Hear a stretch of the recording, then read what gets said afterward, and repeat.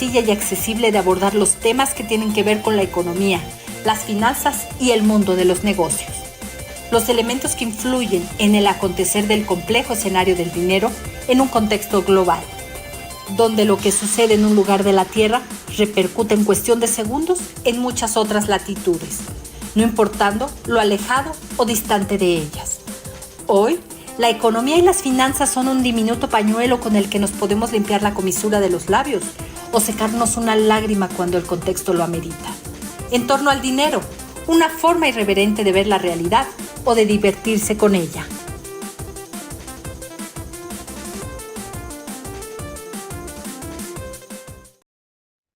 ¿Cómo está usted? Ya iniciamos la jornada en este que será el último día de enero del 2023. Despedimos ya el primer mes de este año. Se va el año, se está yendo en chi.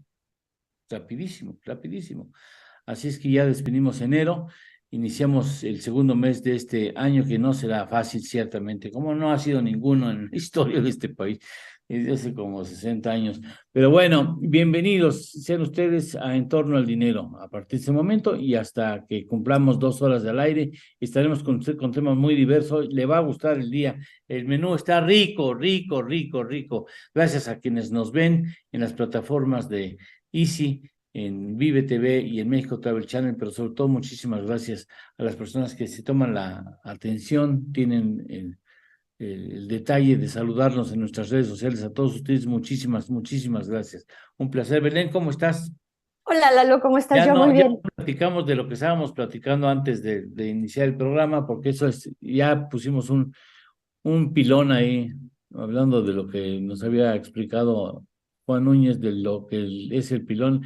Les dimos a ustedes, les damos unos 15 minutos de pilón a quienes nos siguen en redes sociales en la preparación del programa, en los últimos 15 minutos previos a que iniciemos el programa al aire. Pues tenemos una junta. Bueno, la junta es un poquito antes, desde antes, que ahí es donde decimos chines y rechines, y ya después lo que hacemos es preparar algunos menesteres ahí para que, ¿no? Que todo esté listo para usted, todos ustedes. Así es, y así se baila.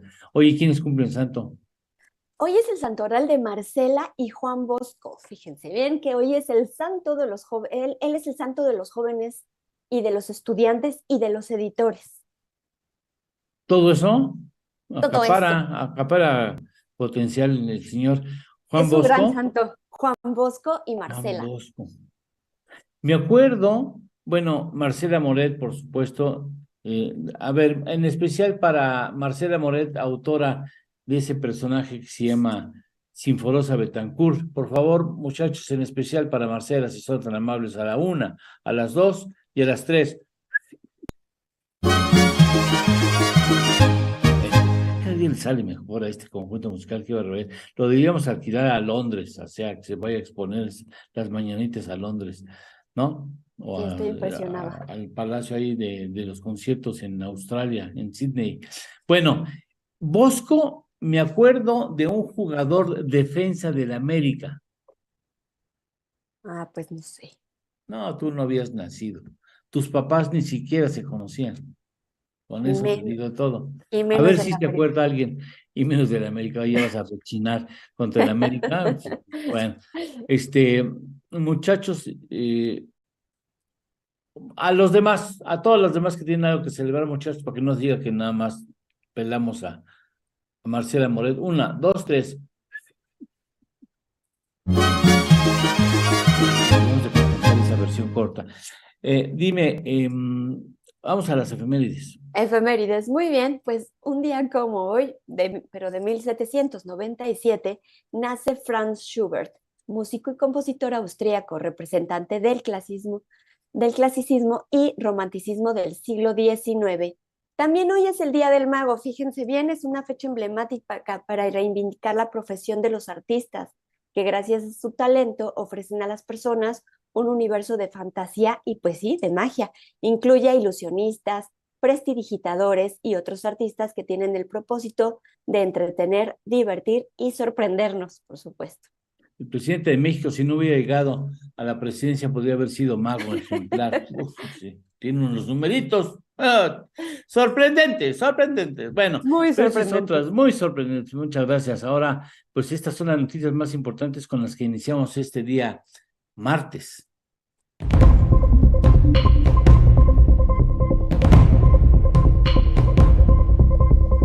Pese a caída en recaudación, ingresos presupuestarios aumentaron 2.5% en 2022, reportó la Secretaría de Hacienda y Crédito Público. Deuda pública en México superó los 14 billones de pesos al cierre de 2022, informó la Secretaría de Hacienda. Exportaciones de petróleo registraron en 2022 su mayor nivel desde 2014, revelan datos publicados por Pemex. Actividad manufacturera avanzó 4.1% anual en diciembre, según estimaciones de INEGI. El presidente López Obrador confirma reunión con la directora general de Citigroup, Jane Fraser, en días próximos. Estados Unidos abre nuevo mecanismo laboral de respuesta rápida en marco del TEMEC. Gobierno de México confía en recuperar categoría 1 de seguridad aérea en mayo. México recibió a 20 millones de viajeros por vía aérea en 2022 y casi la mitad llegó a Quintana Roo, señaló la Secretaría de Turismo. Coparmex pide a autoridades resolver el conflicto entre taxistas y conductores de Uber en Cancún. Yucatán pretende fortalecer intercambios con China a través del turismo.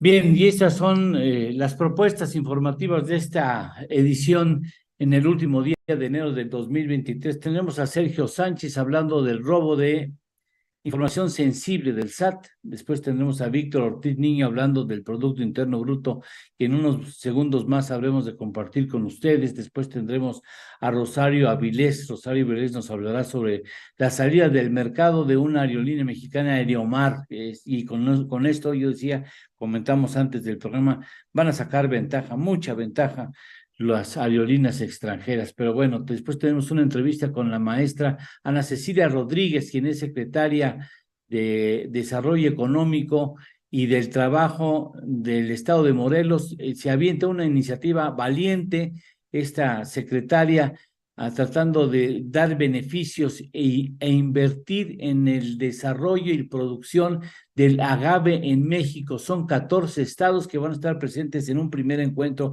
de productores de agave que se desarrollará aquí en Morelos y que vale la pena. Detrás de eso hay una labor social muy importante y una reivindicación muy relevante de este cultivo que ofrece, entre muchas otras cosas, identidad al país, cultura, comida, una variedad importante de bebidas, pero sobre todo una parte viva del corazón de esta patria mexicana. Así es que hablaremos con ella. Ayer hablamos con ella y hoy, a eso de las 9 de la mañana, ella presenta a los medios nacionales esta oferta que nosotros ayer ya tuvimos el privilegio de conocer.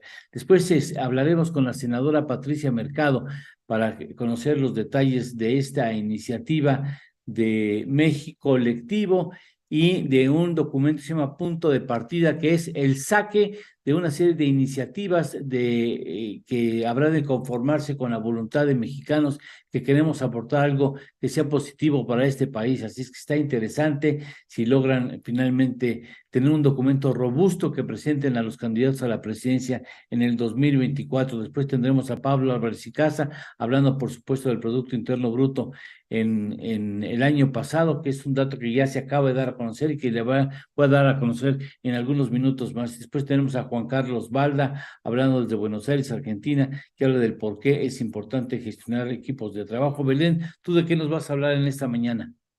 Hoy les voy a hablar de las enfermedades que son tropicales, pero que están desatendidas. Entonces, vamos a ver cuáles son. Hay un instituto enfrente del Canal 11 de televisión en la colonia Santo Tomás, que es un instituto específicamente que investiga las enfermedades tropicales. Así Porque es. hay después algo que les pica a los de las zonas tropicales, como Tabasco, por ejemplo, y después enloquecen, ¿no? Sí, es ¿No que son será de muy esas? peligrosas, muy graves. Bueno, sí, hay mosquitos y demás que son, bueno, en Tabasco, sí, hay peligrosas y graves. Y bueno, sí, pues son de cuidado, sobre todo porque no son muy cuidadas a últimas fechas. Y si le parece bien, vamos a los encabezados de los diarios que tienen presumible circulación nacional. Leti, ¿cómo estás? Muy buenos días. Segundo café, segundo. Muy buenos días. Segundo café, segundo. Segundo café, segundo. Y último día de enero. Y Estos son último día de enero, se va en el friega, primer mes. Sí. en friega el año, ¿eh? Bueno, vámonos. Estas son las cabezas de los diarios. Sí, estos son los encabezados de los diarios que se editan en la Ciudad de México este martes 31 de enero de 2023. Reforma. Cuestionan a CEP mano de chavista. Critican labor en la Secretaría de Seydi Loaiza, exfuncionario de Maduro. Rehace libros de texto. Es tarea de expertos, no de ideólogos, dicen especialistas. El Universal. Corcholatas piden unidad contra los conservadores. Solicitan el respaldo para sus temas prioritarios. Designación de consejeros electorales, hacer frente al golpeteo por el metro, proyecto de nación y combate al tráfico de armas. Excelsior. Putin convirtió la energía en un arma. Mantendrán apoyo a Ucrania. Decidimos como bloque que Rusia no nos va a chantajear, afirma en entrevista Franz Timmermans, vicepresidente de la Comisión Europea. Milenio. Nuevos consejeros del INE por sorteo propone Adán Augusto. No pasa nada si no se aprueba el plan B, dice Andrés Manuel López Obrador. Sheinbaum pide cerrar filas y Delfina se queja de que la llamen delincuente electoral. La jornada. Arrancan. Morena está en el lado correcto de la historia, señala Adán Augusto López. Sheinbaum insta a la unidad. Monreal pide a correligionarios no desoír la ley ni el Estado de Derecho. Ebrard, el respeto de acuerdos debe ser eje para definir la candidatura.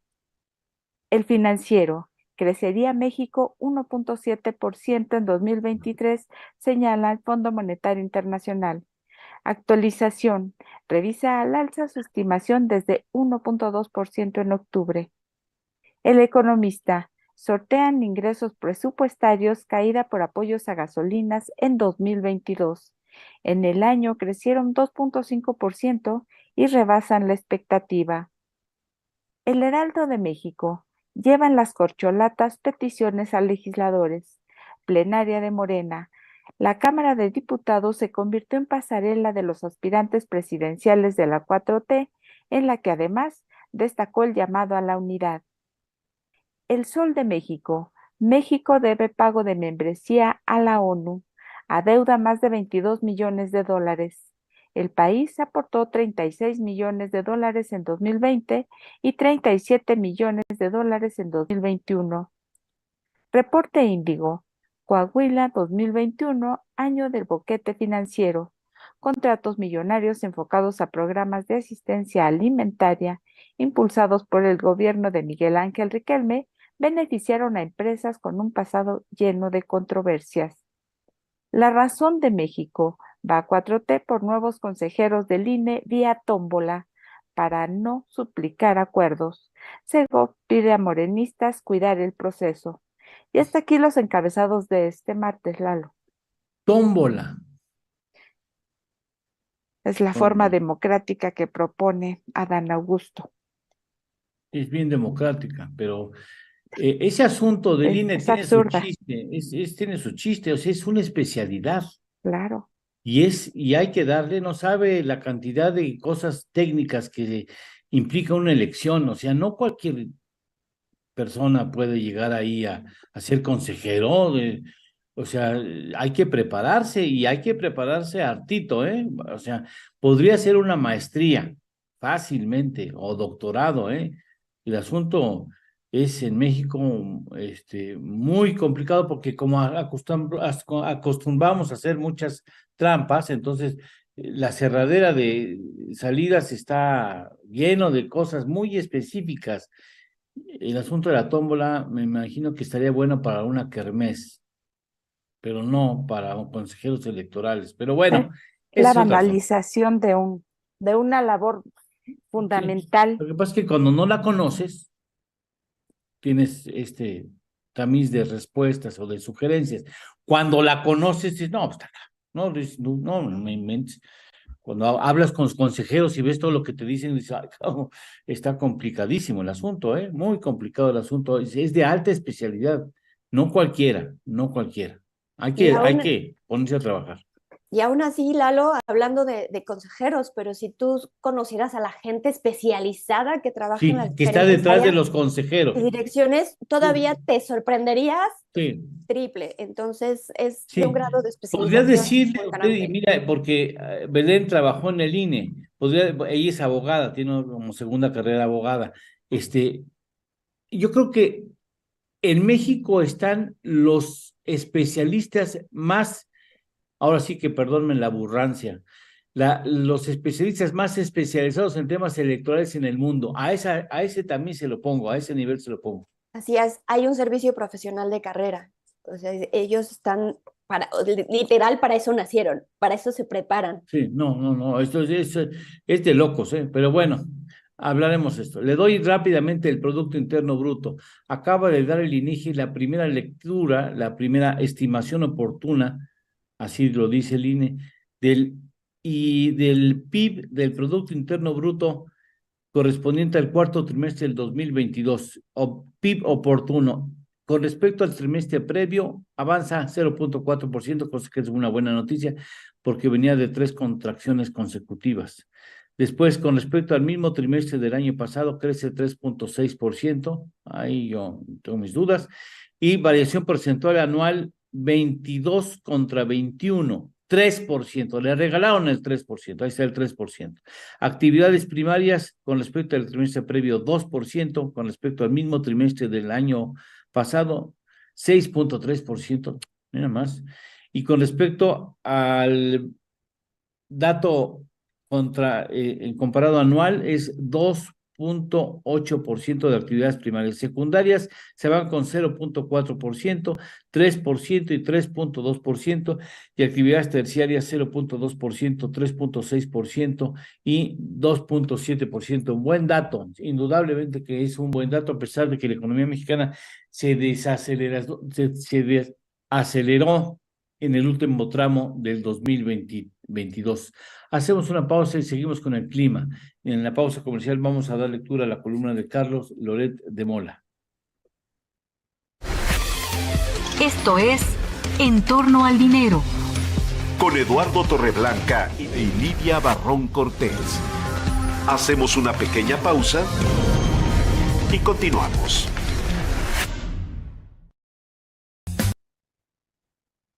Amigo, date cuenta, nos dice Carlos Loret de Mola en Historias de Reportero, que escribe en El Universal. Y escribe, los 4 consejeros que impulsó al INE han denunciado que la reforma electoral es un retroceso democrático y ya los descalificó. Carmen Aristegui moderó la presentación del libro de Lorenzo Córdoba y Ciro Murayama respaldando al INE y fue acusada de traidora. A Proceso, que tiene como accionista a su exconsejero jurídico Julio Scherer, lo ha tildado de medio de comunicación al servicio de los conservadores. Se le voltearon 3 de los 5 ministros que tenía en la Suprema Corte. A la UNAM, su trampolín por décadas, ya le dijo que es de derecha. Se fue decepcionada y maltratada Tatiana Cloutier, su coordinadora de campaña y luego secretaria de Economía. El hombre a quien López Obrador escogió para ponerle la banda presidencial el histórico día de su toma de posesión, Porfirio Muñoz Ledo, ha declarado que este gobierno está aliado con los carteles del narcotráfico. Lo dejó su primer secretario de Hacienda, el doctor Carlos Ursúa, y se volvió un crítico feroz del gobierno.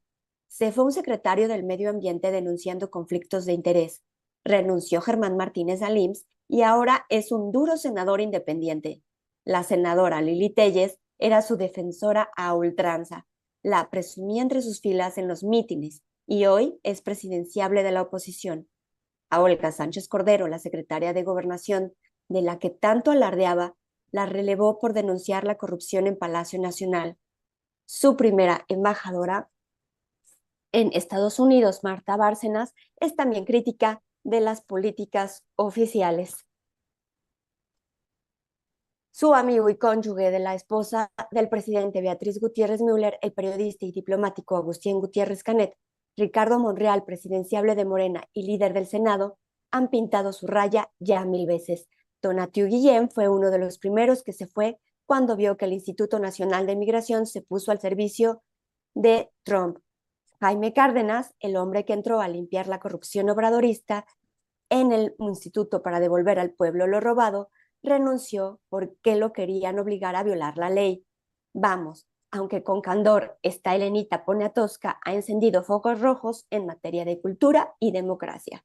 Los priistas a los que había roto, recompuso la alianza de partidos de oposición y le votaron en contra de su reforma electoral. Dante Delgado sacó a su partido de la coalición, que postuló 2 veces a AMLO a la presidencia y apenas anunció un colectivo por México. Hasta aquí parte de lo que escribe Carlos Loret de Mola. Ya estamos de regreso. Esto es En torno al dinero, con Eduardo Torreblanca Llanes.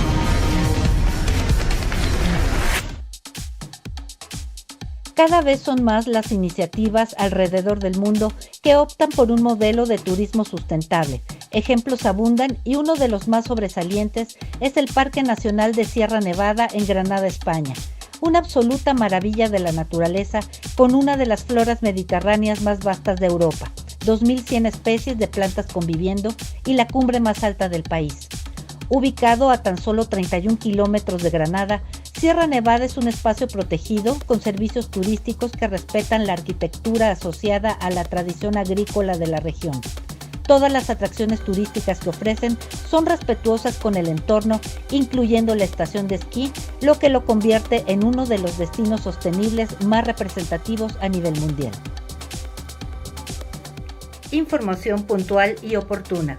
Verónica Herrera, en torno al turismo. Gracias, Verónica, gracias. Vamos al clima. ¿Qué nos depara el clima para esta jornada de martes, capitán Juan Núñez? Hola, ¿qué tal, Lalo? Buenos días al auditorio. Pues empezamos por Estados Unidos. Lo más importante será el extenso y peligroso evento de hielo con algo de aguanieve desde Texas hasta los valles de Tennessee y Bajo Ohio. Un sistema potente en el suroeste producirá lluvias frías, tal vez una tormenta eléctrica y nieve en las montañas. Te doy las temperaturas más importantes. En Chicago, menos 16 grados. En Houston, 2 grados. En Los Ángeles, 8 grados. Nueva York, 4 grados.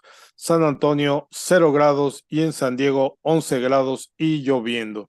Vamos hacia la República Mexicana. El pronóstico del clima para este último día de enero indica que el sistema frontal número 28 persistirá sobre el noroeste del territorio nacional, interaccionará con un canal de baja presión que se extenderá en el occidente del Golfo de México.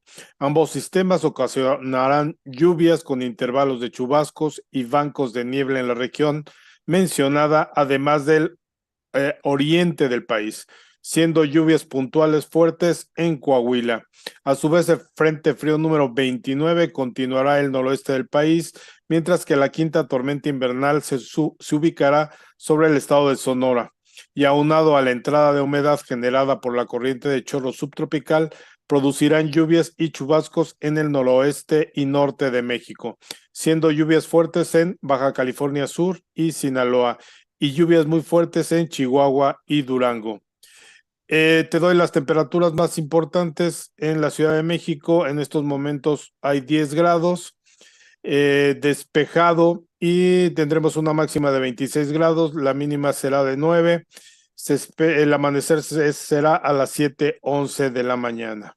Esto es lo más importante, Laura. Muchas gracias. Y recuerde usted que al mal tiempo no hay nada mejor que ponerle buena cara. Muchas gracias, qué bonita carita. Gracias, Ernesto, muy amable. Gracias, y nos vamos directamente ya a los encabezados de los diarios especializados en temas de economía, finanzas, negocio y turismo, Leti. Estos son los encabezados de las secciones de economía, negocios, finanzas y turismo de los diarios que se editan en la Ciudad de México este martes 31 de enero. Negocios del periódico Reforma. Prevén 14% menos por colocaciones. Estiman que monto llegue a 185,000 millones de pesos en 2023. Anticipa Banorte recesión y, por ende, mayor cautela de las emisoras. Cartera de El Universal. Ven desinterés de jóvenes en carreras ligadas a la aviación. La pandemia, quiebra de aerolíneas y propuesta de cabotaje son causas de la deserción de alumnos, alerta Asociación de Escuelas del Sector. Hay incertidumbre sobre empleos, señalan expertos. Dinero de Excelsior. Contener alza de gasolina costó 400,000 millones de pesos. Finanzas públicas. El monto al que renunció el gobierno por no cobrar el IEPS de combustibles a los automovilistas equivalió al gasto anual de la Secretaría de Educación Pública. Negocios de Milenio. Andrés Manuel López Obrador recibirá a jefa de Citi y prevé humo blanco sobre la venta. El presidente espera que un mexicano se quede con Banamex. La firma también contempla ingresar a la bolsa. Economía del diario La Jornada. Fondo Monetario Internacional elevó a 1.7% la previsión de crecimiento en México en 2023. El organismo pronostica para Estados Unidos un avance de máximo de 1.4%. Economía, mercados e indicadores del financiero. Ajusta al alza FMI pronóstico de PIB 2023 para México. El organismo mejoró sus perspectivas respecto a octubre del año pasado. Empresas y negocios del Economista. Exportaciones automotrices dan acelerón en el 2022. Subieron 18.2% a un récord de 165,232 millones de dólares. Mercados del Heraldo de México. Recupera mercados sector automotriz. Distribuidoras venden 34 vehículos en promedio al mes, 7% más que en 2020.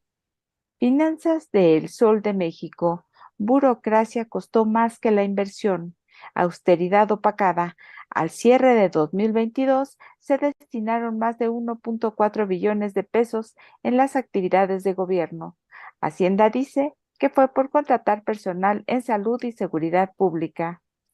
Negocios de la Razón de México. FMI eleva a 1.7% pronóstico de crecimiento de México este año. Para 2024 lo rebaja a 1.6%. Y hasta aquí los encabezados de Economía, Finanzas y Turismo de este martes, Lalo. Muchas gracias, Leti. Vamos a ver qué dijeron los mercados ayer, cómo se comportaron, Belén. Claro que sí, Lalo, pues los principales índices bursátiles estadounidenses cayeron ayer lunes arrastrados por la baja de las acciones tecnológicas. Por su parte, la bolsa de valores en México cerraron en rojo, ello en consonancia con sus pares de Wall Street. Los petróleos en el mundo. El West Texas tuvo pérdidas y llegó hasta los $77.90 por barril. El Brent del Mar del Norte también tuvo pérdidas y se vendió a $84.90 por barril. Por su parte, la mezcla mexicana de exportación, pues también tuvo pérdidas y se vendió a los $68.46 por barril. Las divisas en México, el dólar cerró a 18.77 pesos y el euro a 20.46 pesos. Esto con información del Banco de México. Lalo. Muchas gracias, muchísimas gracias. Bueno, simplemente le digo que en este momento el peso mexicano se enfrenta con el dólar estadounidense con un avance del dólar de 0.21%, está en 18.81. Comentaremos con Víctor Ortiz Niño el asunto del Producto Interno Bruto correspondiente al 2022, cuya primera lectura se ha dado a conocer por parte del INEGI, donde la economía mexicana, según esta información, que será revisada y en aproximadamente un mes tendremos otra cifra ya que será la definitiva, creció 3% según datos del INEGI. Sorprende algunos números que están en ese reporte, pero bueno, de esto hablará Víctor Ortiz Niño. Por lo pronto, muchas gracias a David Nieto, a Eduardo de Jesús en Aguascalientes, muchas gracias a Javier Bárcena, muy amable Javier, Alberto Elías, congelándose allí en Canadá, muchas gracias a Pedro Guerrero. Gracias, Pedro, por estar aquí con nosotros. Ahí tomé el teléfono equivocado, con razón no encuentro las cosas. Muchas gracias desde Monterrey, 16 centígrados allá en Monterrey. Después tenemos a Laura Mendoza allá en Querétaro, 8 centígrados. Muchas gracias al doctor Daniel Dorado. Saludos a la comunidad. Él salió a correr a 13 centígrados ya de haber regresado de correr, porque se va muy temprano a correr. Y de tu parte, primera parte de los saludos. Bueno, pues ahí les va los saludos desde Facebook. Muchas gracias por escribirnos, denos like, no se les olvide. Bueno, vale, Ode nos dice que en San Luis Potosí están a 9 centígrados y máxima a 25. Ya es martes y nos recuerda, ni te cases, ni te embarques, ni de tu casa te apartes. Muchas gracias por tu recuerdo y pues ya está lista para correr. Muy buenos días, mi querida Vale. Heriberto Flores también nos saluda desde Zapopan. Un abrazo para ti. Paulo L. Millán Bernal, buenos días, éxito para todos, también para ti. Víctor García, como siempre, manda un saludo especial para todos nosotros y dice que amaneció a 9 centígrados desde León, Guanajuato. Alex Escaldrufo, por supuesto, no podía faltar. Hasta Lomas, un abrazo para ti. Maribel Toro Gayol desde la Florida, muchas gracias, Maribel. Y Sergio Torres desde Monterrey. Víctor Ortiz, niño, ¿cómo estás? Tienes cara Muy de bien, asustado. gracias. Deseando lo mejor para ustedes y el auditorio. Bien, ¿te sorprendió el 3%? Estaba dentro de lo esperado, salió ligeramente por arriba. Sí. Inclusive ayer Hacienda comentaba que esperaba un crecimiento del 2.8 al 2.9 dentro de su informe de las finanzas públicas. Salió en 3.6 el cuarto trimestre y el anual del 3.0%. O sea, dentro de lo estimado, ligeramente por arriba. Bien, después de una pausa, tu comentario más desplegado, con mayor sustancia. Después de una pausa regresamos, estamos en torno al dinero. En la pausa comercial vamos a dar lectura a la columna de Francisco Garfias que habla de las corcholatas. Esto es En torno al dinero. Con Eduardo Torreblanca y Lidia Barrón Cortés.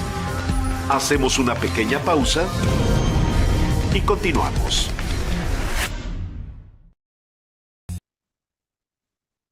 El desfile de las corcholatas y la asamblea de rucos, dice Francisco Garfias. Fue un desfile de corcholatas extrañamente civilizado el que fue desarrollado ayer en la cuarta reunión plenaria del Grupo Parlamentario de Morena en San Lázaro. Los gritos de presidenta, presidenta o presidente, presidente no se escucharon en el auditorio donde se realizó el encuentro. Solo algunos aislados para la jefa de gobierno, Claudia Sheinbaum, cuando culminó una rueda de prensa en la explanada de Palacio Legislativo. Tampoco hubo descalificaciones ni desaires. Los ataques los concentraron los consejeros del INE, Lorenzo Córdoba y Ciro Murayama, villanos favoritos del presidente López Obrador. Ni siquiera cuando se presentó Ricardo Monreal, el más polémico de los aspirantes, hubo hostilidad, pero no faltaron reproches de que su voz la sienta más de la oposición o que promueva la reconciliación con el bloque conservador, pero sin exabruptos. El diputado Emanuel Reyes le preguntó si aceptaría el resultado de la encuesta que hará Morena para elegir al candidato presidencial. Su respuesta fue ambigua. Dijo que es partidario de elecciones primarias, pero que ante lo imposible se conformaría con la realización de 2 encuestas espejo externas, además de la de Morena. En rueda de prensa fue más claro. Si hay una sola encuesta y la hace el partido, pues difícilmente participaré. Había expectativas acerca de los diputados de Morena se volcarían con Claudia. Cuando salió, la acompañó una veintena de ellos, más que a los otros 3, pero no hubo cargada. El discurso de la jefa de gobierno fue el más lisonjero con López Obrador y autocomplaciente, pues con ella misma. Habló de los avances en su gobierno en educación, salud, seguridad y defensa de las mujeres. Hasta aquí parte de lo que escribe Francisco Garfias en el periódico Excelsior. Ya estamos de regreso. Esto es En torno al dinero. Con Eduardo Torreblanca Llanes.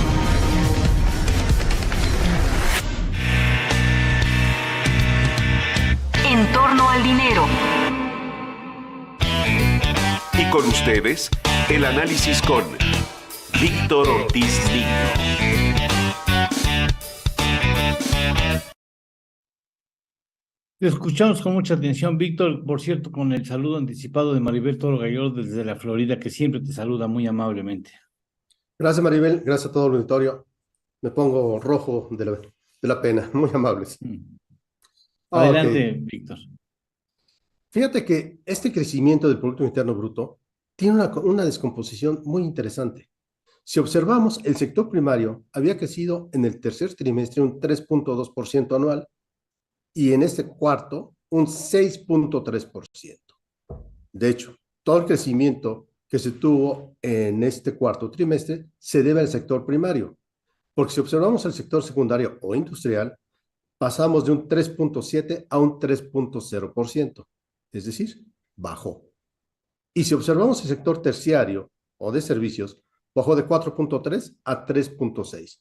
Entonces podemos observar cómo, si bien las grandes cifras nos dicen que creció ligeramente por arriba de lo estimado, al analizarlo ya con detalle, observamos cómo existen dos sectores que están disminuyendo.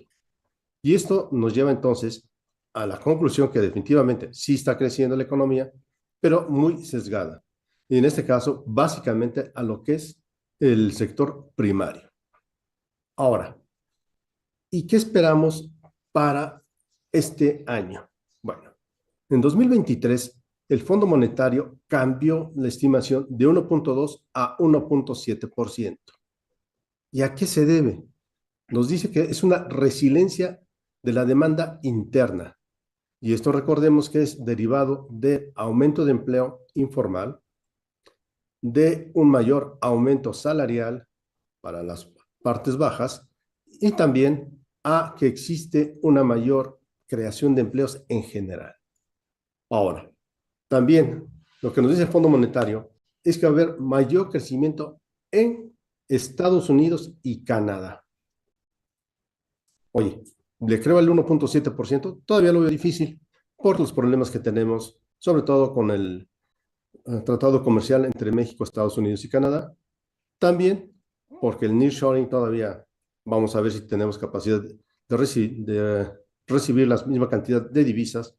Y entonces, desde mi punto de vista, vamos a estar creciendo el 0.3 al 0.7%. Mantengo ese escenario todavía, pese a lo que diga el Fondo Monetario Internacional.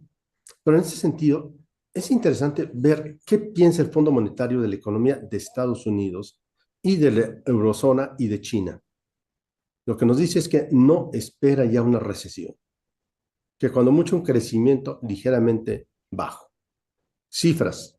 Este año Estados Unidos va a cerrar en 2.9 y el año que entra va a bajar a 1.4%. La eurozona va a ser más afectada del 3.5 al 0.7%, pero China va a aumentar del 2.5% al 4.3%, auditorio Eduardo. Esto quiere decir que va a haber crecimiento mundial y desde luego esto podría jalar a la economía mexicana y todo esto sin un escenario de recesión. Como vemos entonces, las situaciones no está tan difícil como ya se veía a finales del año que entra. Vamos a ver si se cumplen estos escenarios. También otro punto que hay que comentar, Eduardo y Victoria, es la situación de Banamex en México. Ante todo, debo decir que Banamex ha estado trabajando bastante bien, no se han sentido su baja en sus servicios, ha mantenido la calidad de servicio y esto porque como todo mundo sabemos, ya está en venta por parte de Citigroup. Como acaban de comentar, se espera que la líder se reúna con López Obrador y parece ser que ya está en la última etapa para que se venda esta institución al grupo de la REA. ¿Cuánto tiempo puede tardar? De aquí en adelante, y si se hace, un año, porque van los permisos de las dos autoridades, va lo que se llama revisión de todas las cuentas para ver si no se encuentra algo, y entonces sí se va a dar adelante con esta operación. Pero indudablemente todavía nos falta para ver esta situación, Eduardo y auditorio. Bien, ya le iremos viendo con calma.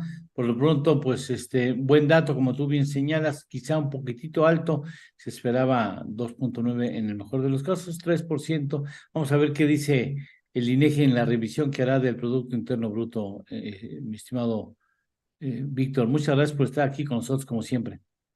Al contrario, cuídense mucho, por favor, usen gracias. cubrebocas. Hasta luego.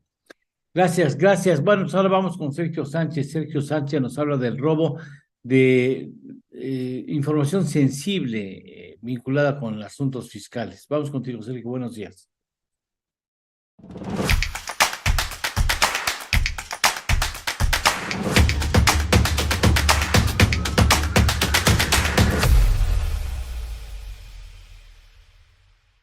Con el gusto de saludarlos como cada día, público y compañeros de En torno al dinero.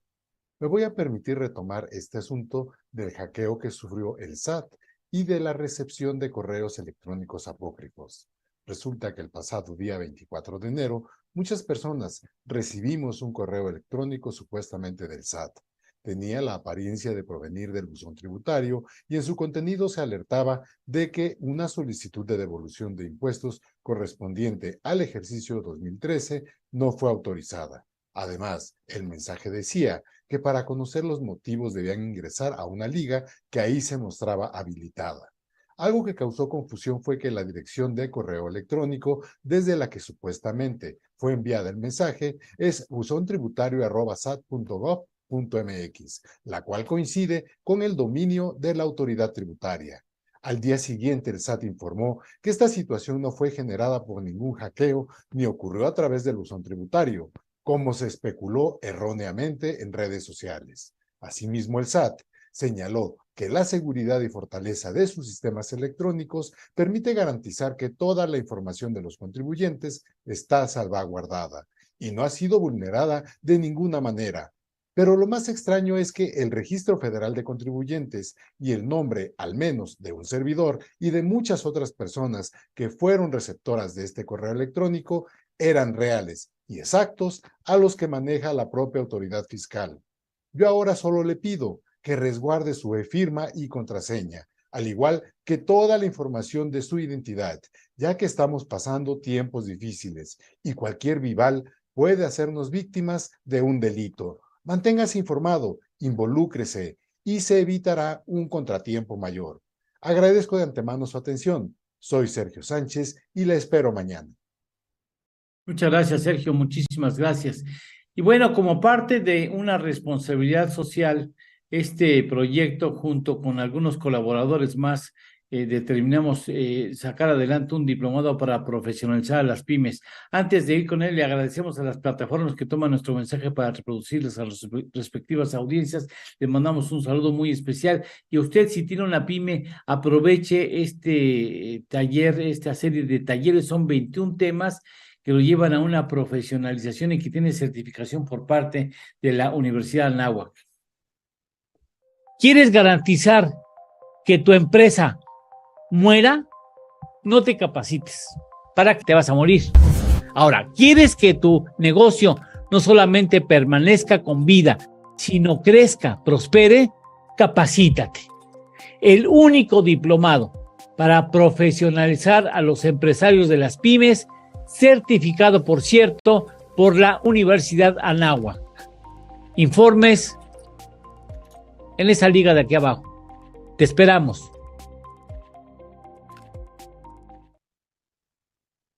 Bien, hacemos una pausa y regresamos. Estamos en torno al dinero. En la pausa comercial damos inicio a la lectura de la columna de Raimundo Rivapalacio, que nos hablan de todos contra AMLO. Esto es En torno al dinero. Con Eduardo Torreblanca y Lidia Barrón Cortés. Hacemos una pequeña pausa y continuamos.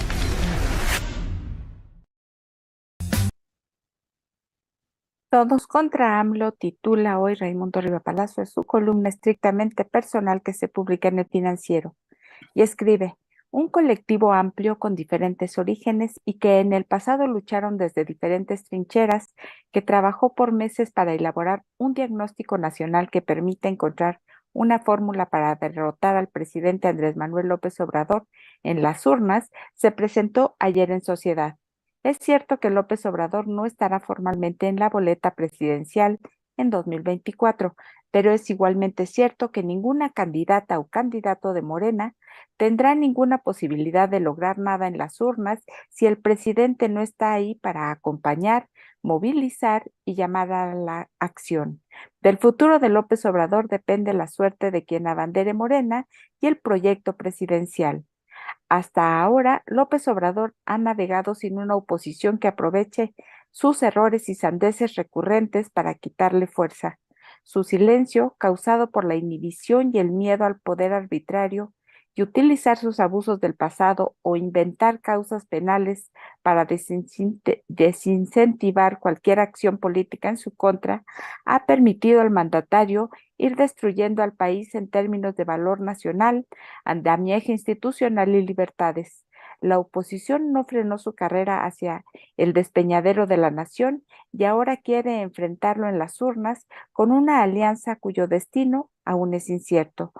Dice Riva Palacio, ese es un camino, aunque cupular y sin arraigo en las bases militantes de los partidos que la conforman. Como una vía, es insuficiente.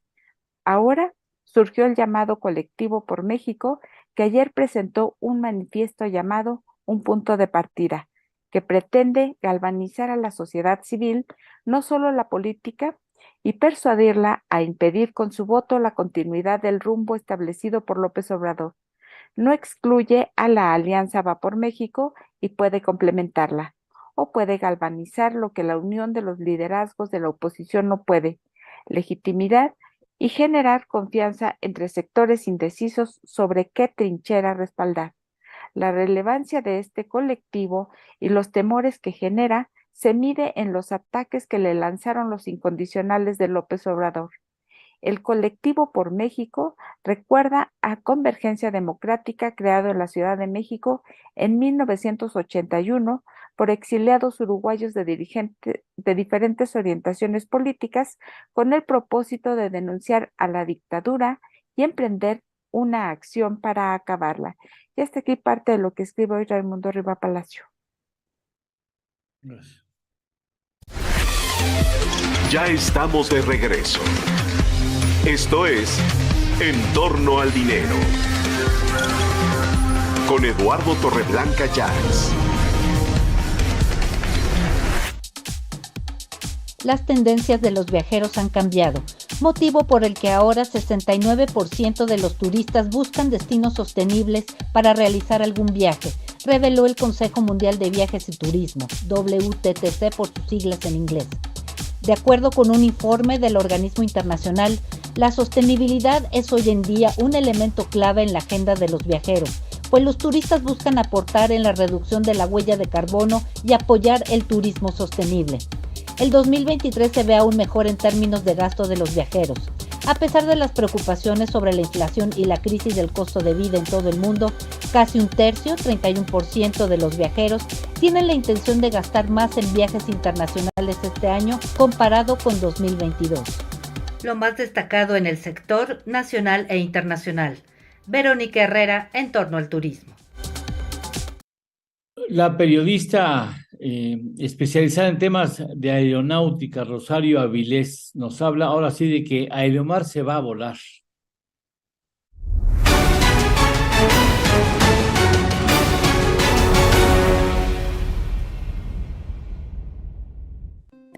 Buenos días, pues aquí comentándole al auditorio las nuevas que tenemos en esta semana para la aviación nacional.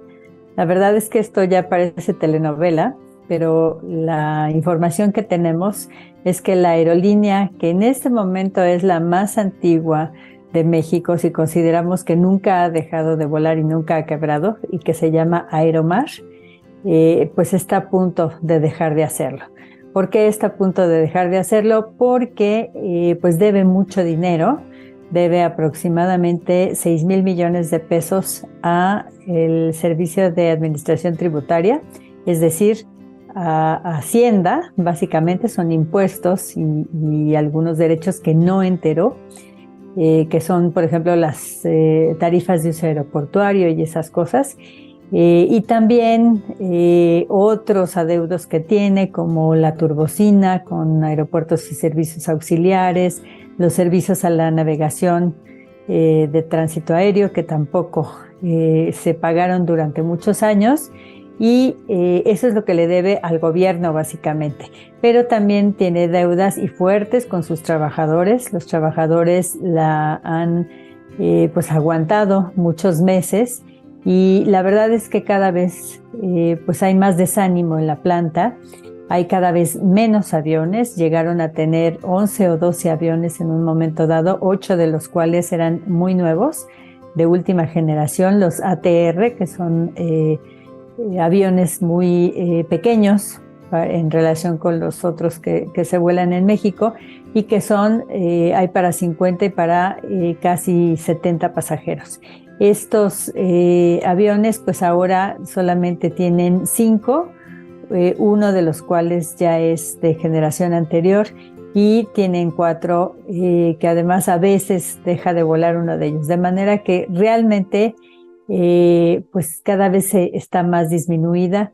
Ya anunció que deja sus rutas del sureste, ya no está volando a Chetumal, ya no va a volar las rutas que hacía de Chetumal a Mérida, de Chetumal a Cancún, y pues cada día languidece esta aerolínea. Es una pena porque, bueno, llegó a tener casi 1,000 trabajadores.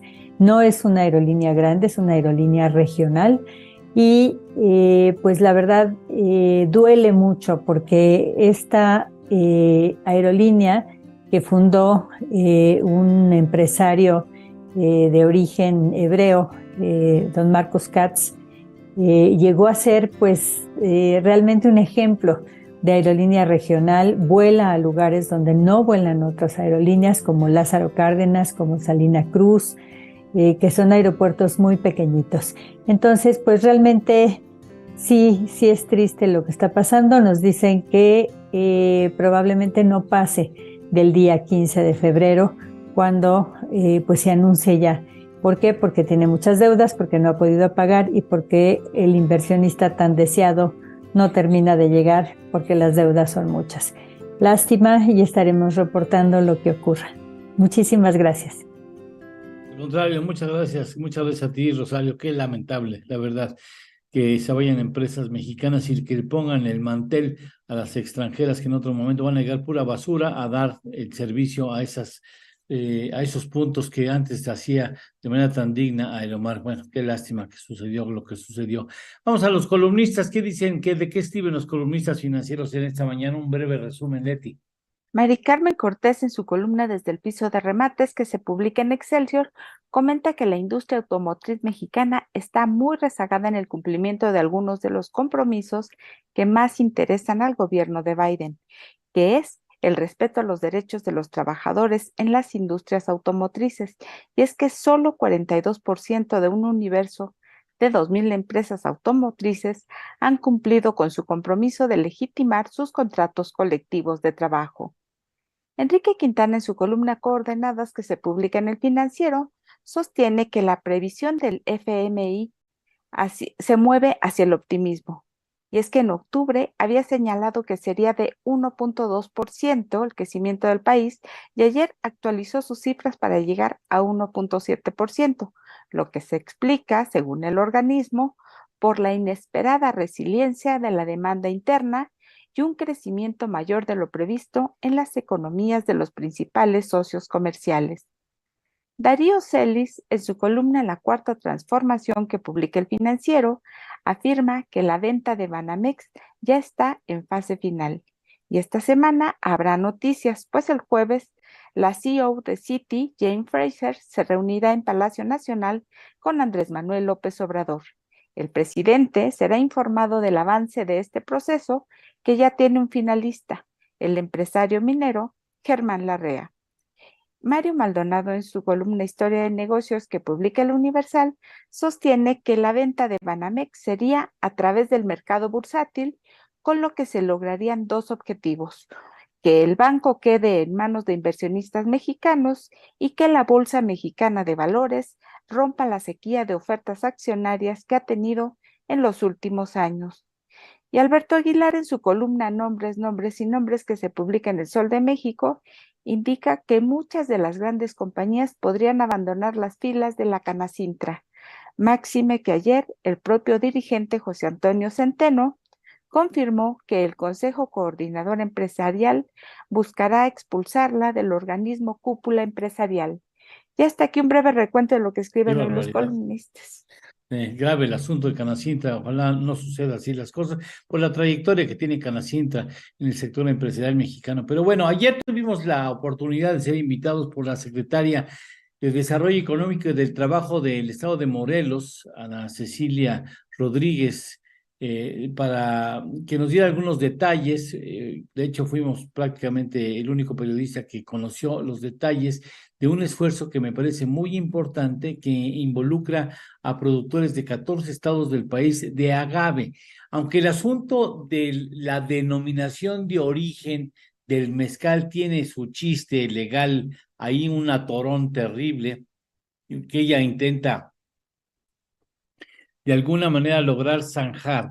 Es interesante el asunto porque están invitando a comunidades que están en la Unión Americana de esos 14 estados para que le inviertan a las parcelas que ellos posiblemente tengan o que sea de la familia, para que esta producción nacional que hoy se tiene, que no es nada menor, pueda fortalecerse y generemos un ecosistema vinculado al agave y al mezcal que dé cultura, que dé gastronomía, que dé turismo, que dé cuidado del medio ambiente, que dé mucho sustento a un cultivo que es tradicional mexicano y que es exquisito en muchos sentidos. Así es que agradezco a la secretaria que nos haya concedido un tiempo. Es una entrevista que no es muy larga, pero que decidimos pasarla a usted en 3 sesiones. Esta es la primera de ellas.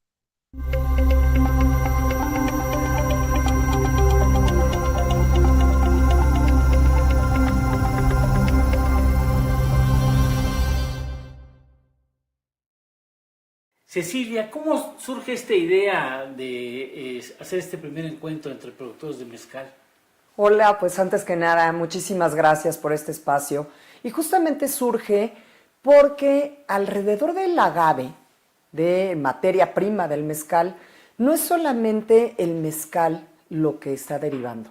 Estamos hablando de que toda una industria se puede desarrollar a partir de ahí.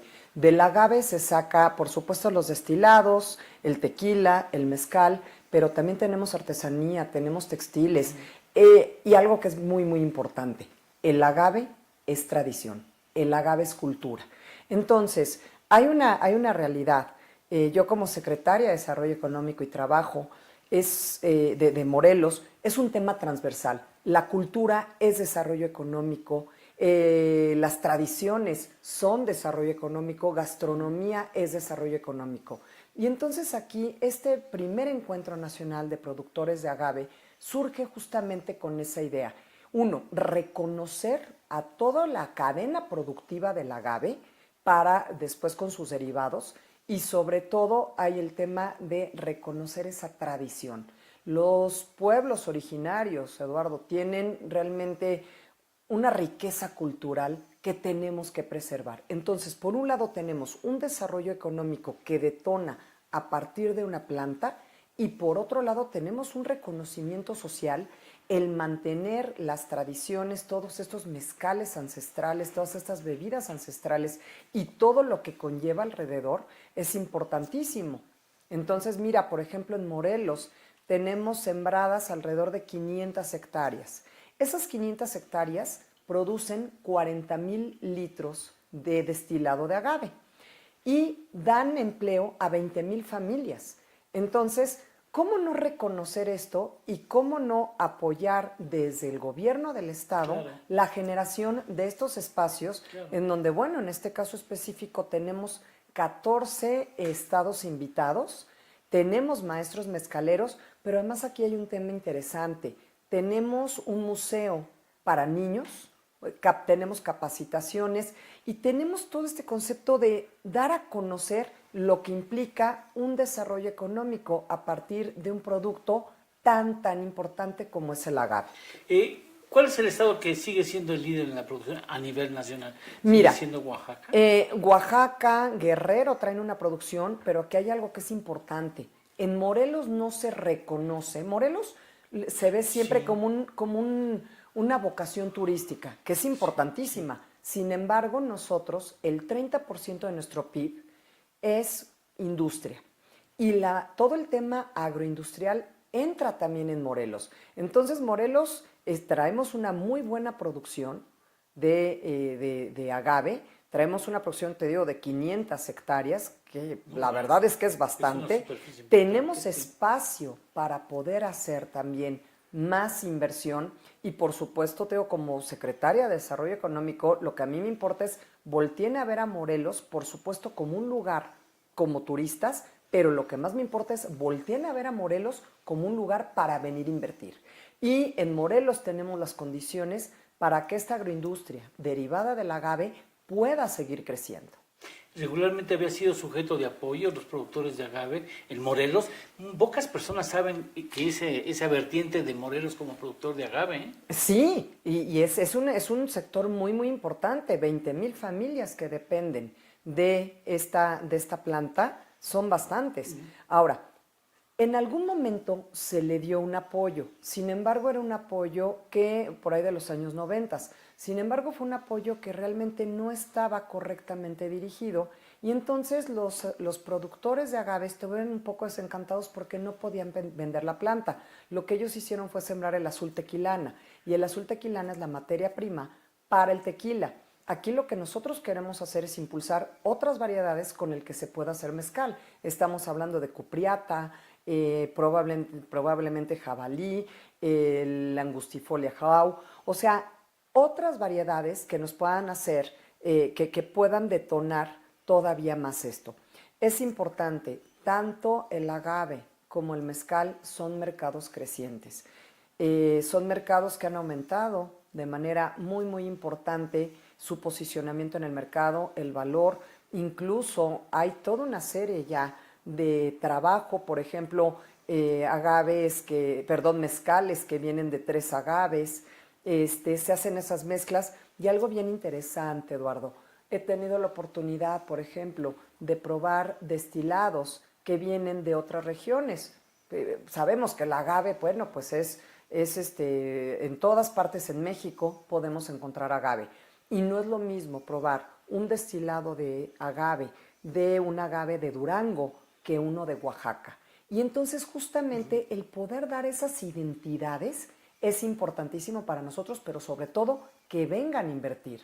De hecho, a todos nuestros compañeros, todas las personas que nos están escuchando en Estados Unidos, morelenses, oaxaqueños, les invitamos a que analicen, vean esto y si les interesa invertir. Morelos tiene las facilidades para poder, tenemos tierra, estamos buscando cómo hacer estos incentivos para venir a invertir y que además es un proyecto podemos mencionar de unos 5 años, entonces porque siembras el agave en lo que madura la piña y de ahí podemos hacer inclusive estos ensambles que te decía, el poder dar esta identidad.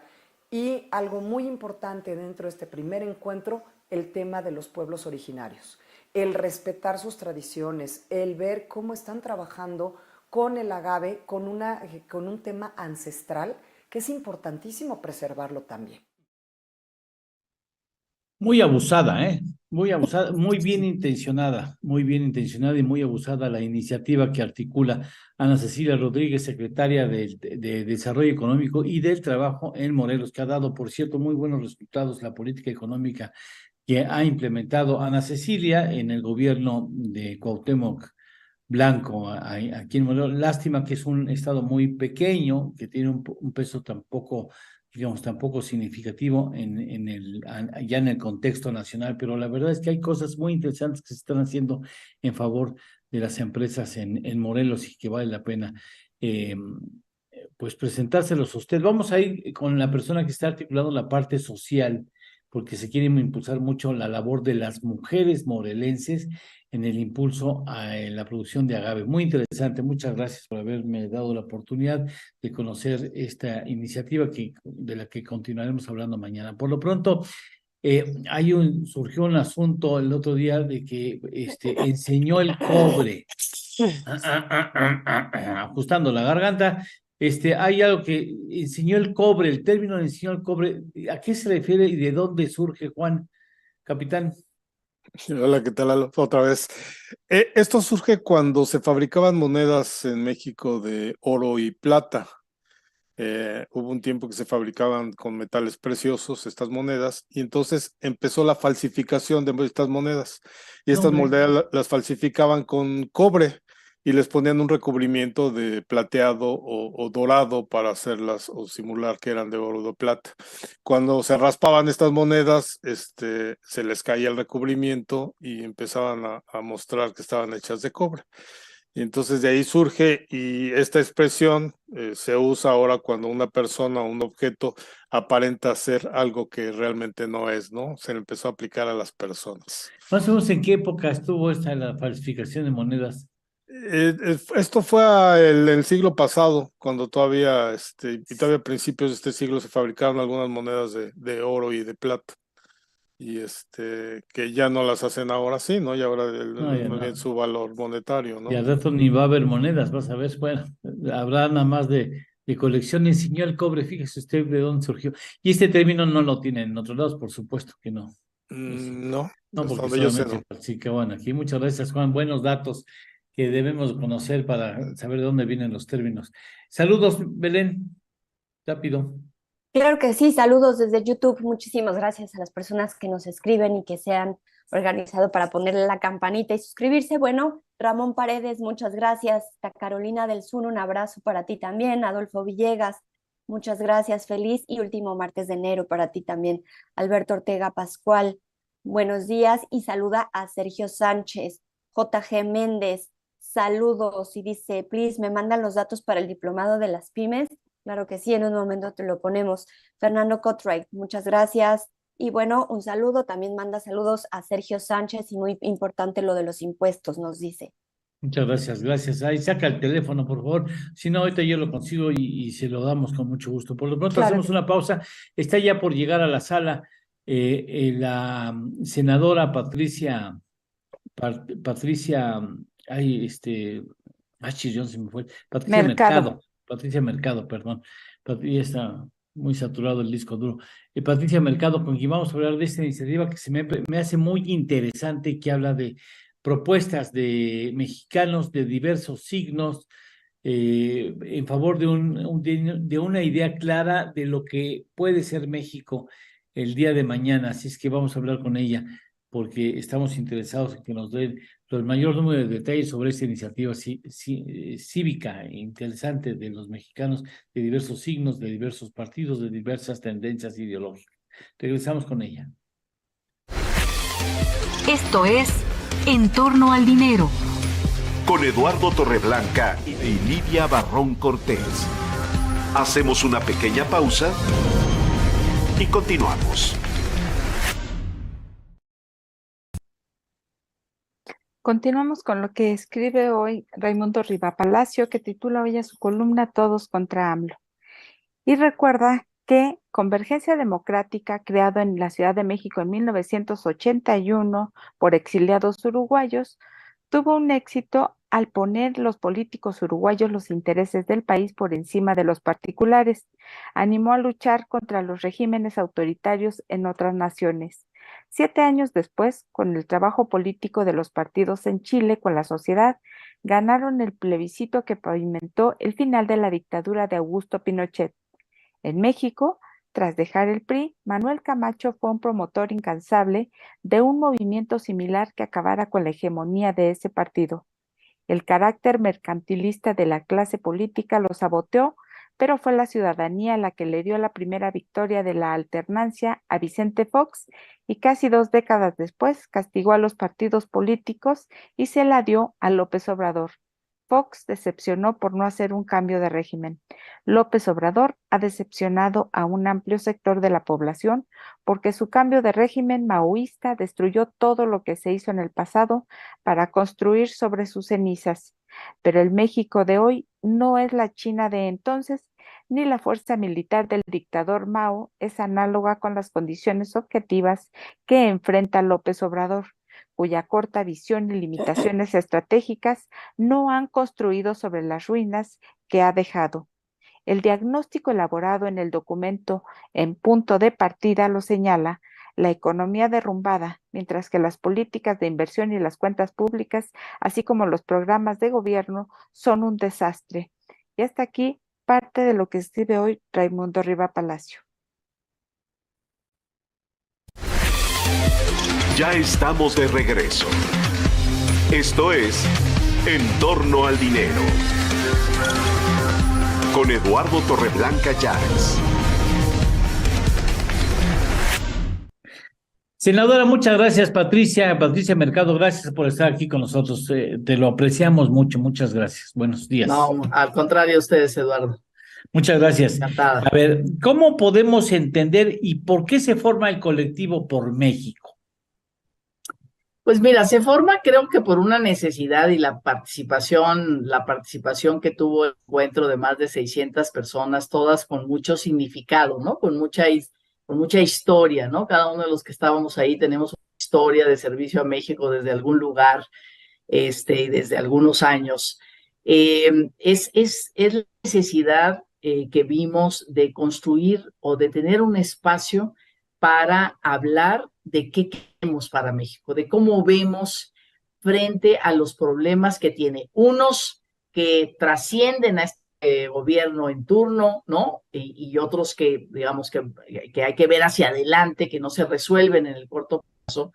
Y finalmente crear un espacio donde todo ese conocimiento, toda esa historia de participación ciudadana, por lo menos de los últimos 20, 30 años en el país, donde han ido madurando las agendas ambientales, pacifistas, de reconocimiento de derechos humanos, feministas, digamos, todas estas agendas, ¿no? De ahora toda esta nueva discusión sobre los derechos laborales, ¿no? Que trabajar realmente no sea, finalmente, no signifique seguir viviendo en la precariedad, en fin, tantas cosas que tenemos que arreglar. Entonces, más que ser parte de esta polarización, ¿no? De quítate tú para que vaya yo, de imponer una sola visión, una sola verdad, pues decir, ¿sabes qué? Somos muchos, somos muy diversos, somos muy plurales y tenemos visiones de consenso y visiones de disenso que queremos ponerlas, vamos a debatir en nuestro país porque no hay espacio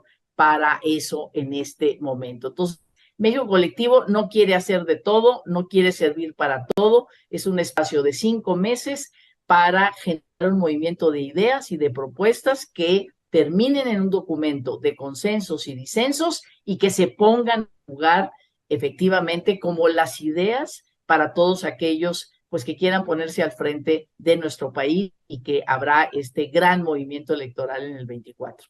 Es 5 meses a partir de febrero, de inicio de febrero. Exactamente, a partir de febrero, 1 de febrero, último de junio, ¿no? Tener hacer reuniones estatales, ¿no? Con todas las personas que ahí estuvimos, pues ver cuáles son los contactos de cada quien en los diferentes estados, formar grupos promotores, que se hagan encuentros como en los estados, encuentros temáticos también por agendas, y que todo eso pues se vaya sistematizando, ¿no? De manera colectiva en una plataforma electrónica que se ha desarrollado y finalmente, bueno, pues tener estos documentos que se pongan, como yo decía, pues al debate de aquellos que quieran, de aquellos que le den importancia.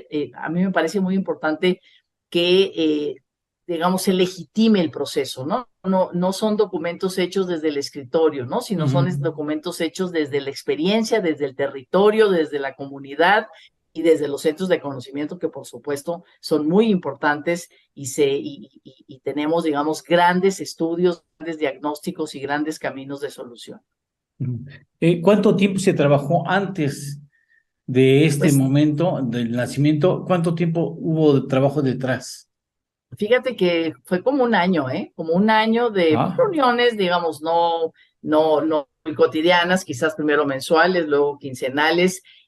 Fue muy importante la presentación de la propuesta del ingeniero Cárdenas en un libro que se llama por una democracia progresista, que él, así empezó la conversación, ¿no? O sea, dijo, bueno, pues yo pongo esto en la mesa sobre una propuesta sobre múltiples temas en el país, y bueno, pues es una propuesta para que se enriquezca, y así empezó nuestra conversación, empezamos a invitar, hasta que dijimos, pues esto hay que ponerlo, ¿no? En la posibilidad de la participación pues de todas las personas, esperemos miles de personas, y que en ese sentido logre esa fuerza y esa legitimidad, ¿no? Un documento de buena fe que pone a jugar sus propuestas y bueno, pues que finalmente sean combatidas o no a partir de lo que se dice, ¿no? De manera muy concreta, no generalidades. Esperemos que sea un documento muy concreto de compromisos específicos, de señalamiento de caminos concretos para solucionar o para mejorar finalmente las alternativas y tener una sociedad cada vez mejor en el sentido de la calidad de vida que le brinda a nuestra gente, a nosotros mismos. ¿Quiénes caben en este colectivo? Caben todos, caben todas las personas, caben todos digamos, los liderazgos, ¿no? Caben todas las organizaciones que puedan poner que pongan sus documentos y sus propuestas, de alguna manera las hagan llegar. Hay diferentes maneras de hacerlo llegar, sobre todo la plataforma electrónica que nos conecta de manera rápida. Entonces, pues esperemos que se entienda que es de esta manera, no es un grupo más, no es un polo más, no es una oposición más, sino que es un movimiento de ideas para decir por dónde y a ver si movemos, ¿no? Las voluntades de estos bloques y de esta visión, ¿no? De la coalición gobernante, de tenemos toda la verdad, no hay necesidad de discutir con nadie y vámonos recio, decir, oye, sí, ¿no? O sea, muchos queremos discutir que ese de no ser el camino y te decimos con qué evidencia, con qué argumentos y cuál y por qué de otra manera podríamos resolver este problema. Entonces, bueno, pues ese es el objetivo de México Colectivo. Por la unidad, por supuesto, sacudiéndonos los rencores. Sí, sobre todo salir del odio, de la confrontación, Sí. de la descalificación, ¿no? Pues sí, esto, ¿no? De que la gente, digamos, finalmente es como violentada, excluida, y que, bueno, pues que así no se arma. En democracia, pues así no se arma, digamos, finalmente, ¿no? Las decisiones de política pública, las decisiones de las reformas legislativas que necesitamos en una nueva época. Hay muchísimas cosas que están cambiando y efectivamente no solamente no nos sirve el pasado lejano, no nos sirve el pasado cercano, o sea, todos los días, ¿no? Se generan nuevos conocimientos que nos permiten también generar como nuevas ideas, ¿no? Y las intervenciones hoy de jóvenes, algunas de las intervenciones, pues tú ves, ¿no? Dices, híjole, o sea, de veras, están estudiando, están leyendo, están conociendo y hay que escuchar, ¿no? Hay que escuchar y a partir de eso generar propuestas y bueno, pues esperemos que aquellos políticas, ciudadanos que están influyendo, que están peleando por dirigir este país, pues abreven, digamos, de ese conocimiento, de esa propuesta que pondremos en 5 meses en la mesa. Ese es el objetivo de este movimiento. Y el punto de partida es precisamente solamente es el punto de partida que tendría que ser enriquecido por aquellos mexicanos y mexicanas que quieran incorporar su cariño al país, su conocimiento, su voluntad, porque este país sea el país que justificadamente merece el futuro de esta nación, ¿no? Absolutamente. Somos un gran país, nuestra gente, nuestro territorio, nuestras posibilidades de generación de riqueza, ¿no? Una riqueza que tiene que distribuirse de otra manera, porque somos un país muy igual. Sí, o sea, hay mucho, ¿no? Hay mucho que hacer y pues tenemos que salirnos de esa confrontación y pues finalmente tratar, ¿no? Tratar de que sea a través de las ideas y las propuestas que se construya, ¿no? El futuro de México, o sea, una nueva visión para México que no se estanque en ningún pasado, sino que sea capaz de, a partir de lo que hay, poder generar caminos, ¿no? Caminos para solucionar diversos problemas. Y si tenemos diferencias, muy bien, ¿no? En algún momento podremos tener ciertos consensos, sobre esos trabajar y los otros pues seguirlos debatiendo, ¿no? No somos Seguramente sociedades únicas. habrá una cantidad importantísima de objetivos en los que todos somos coincidentes, ¿no? Seguramente, ¿no?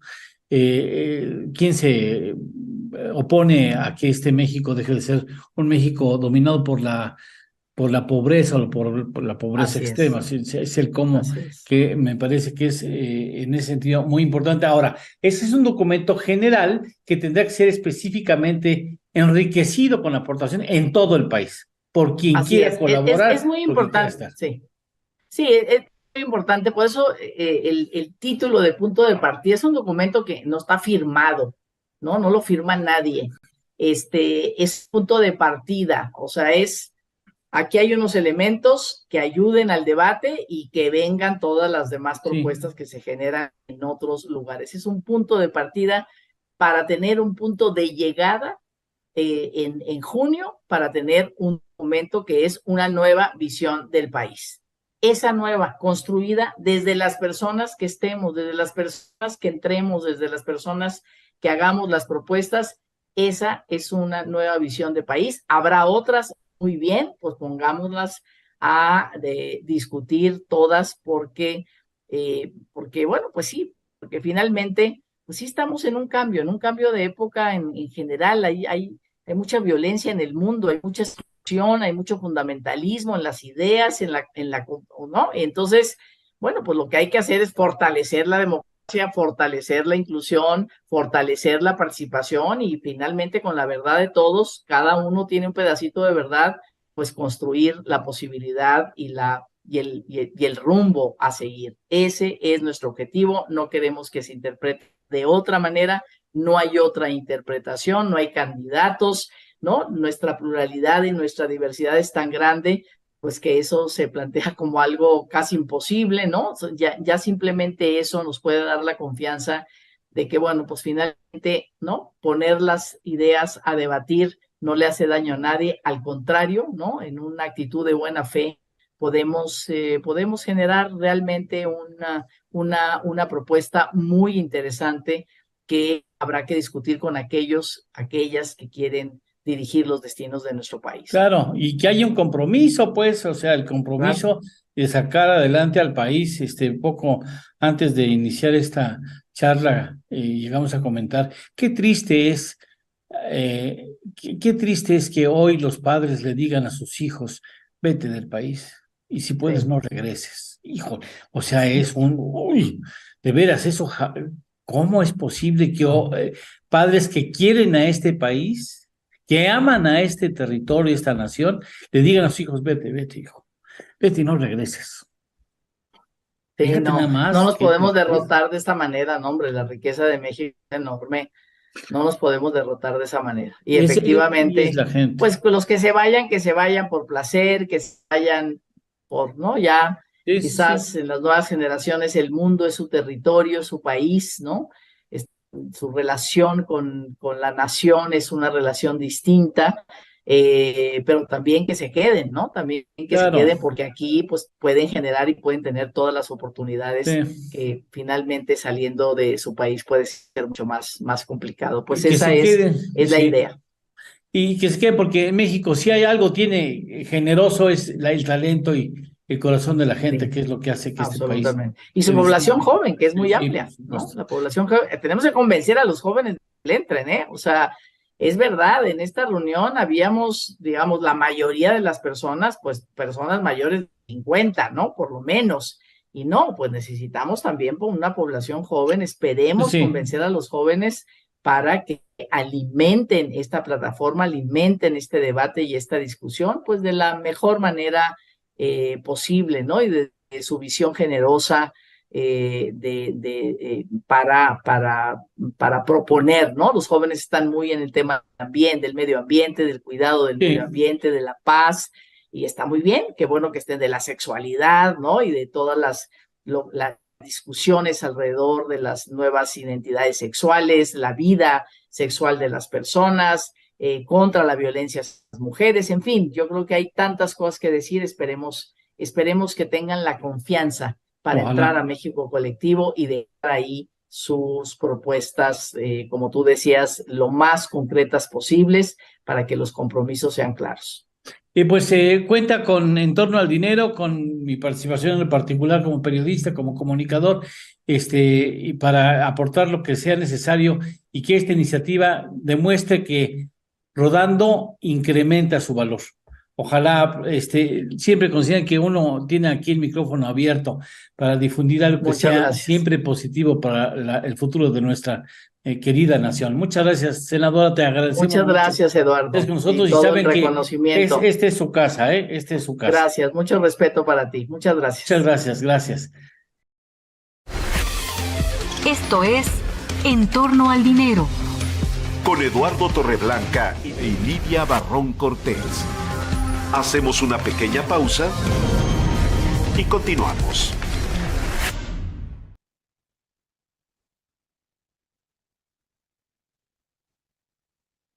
Tu micro. Micro.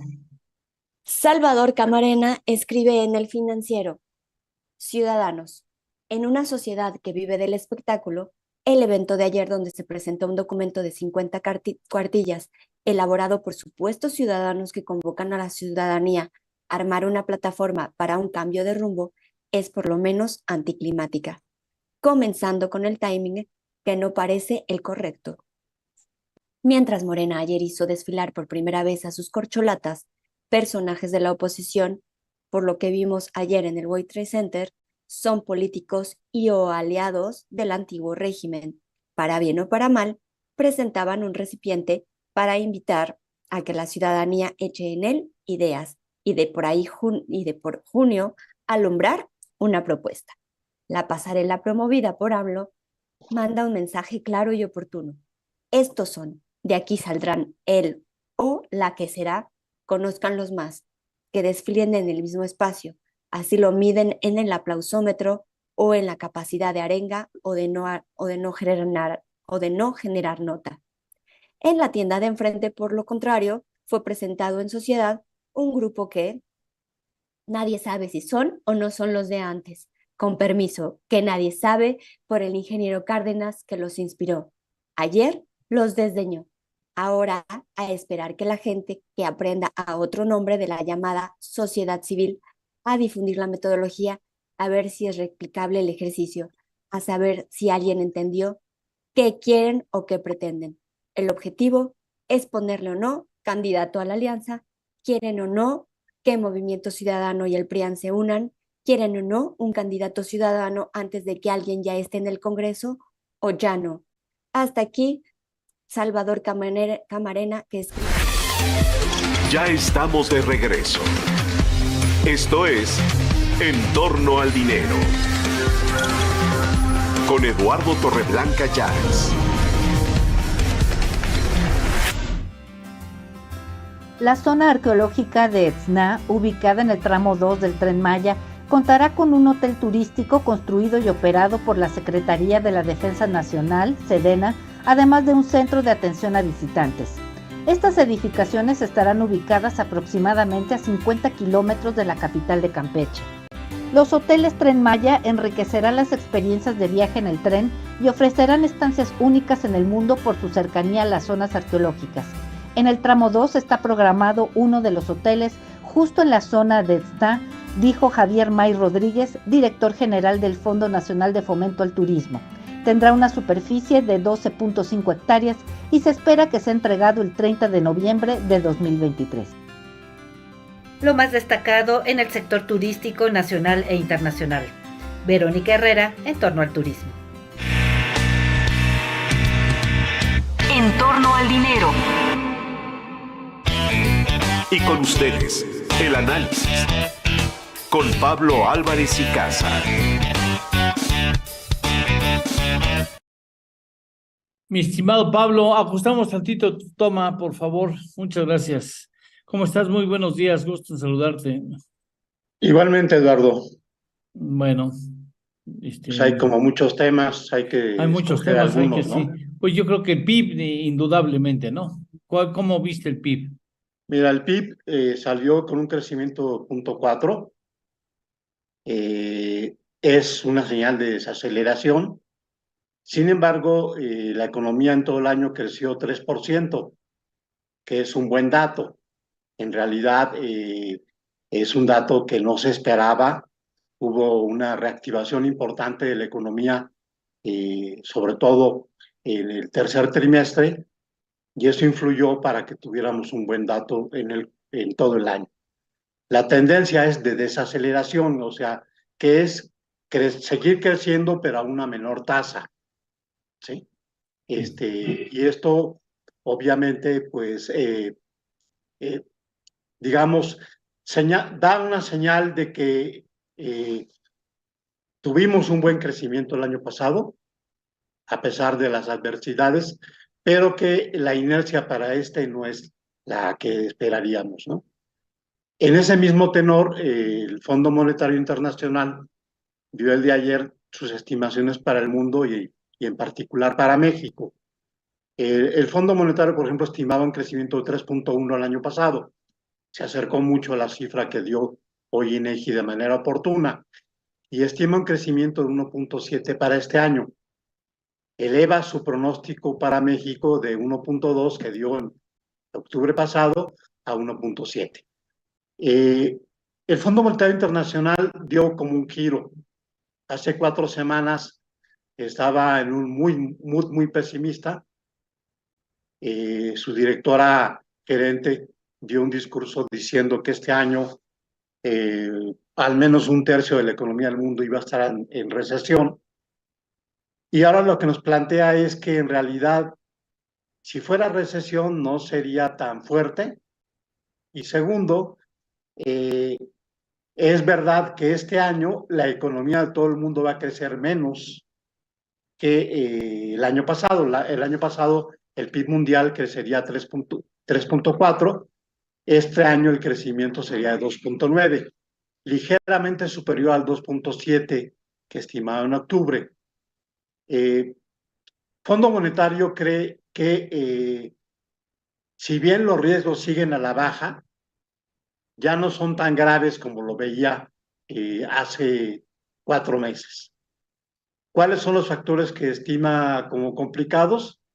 La fragmentación de la economía mundial, el efecto rezagado de las tasas de interés en la economía, sobre todo en el consumo y en la inversión, y también ve como un riesgo que ante la reactivación de la actividad en China, porque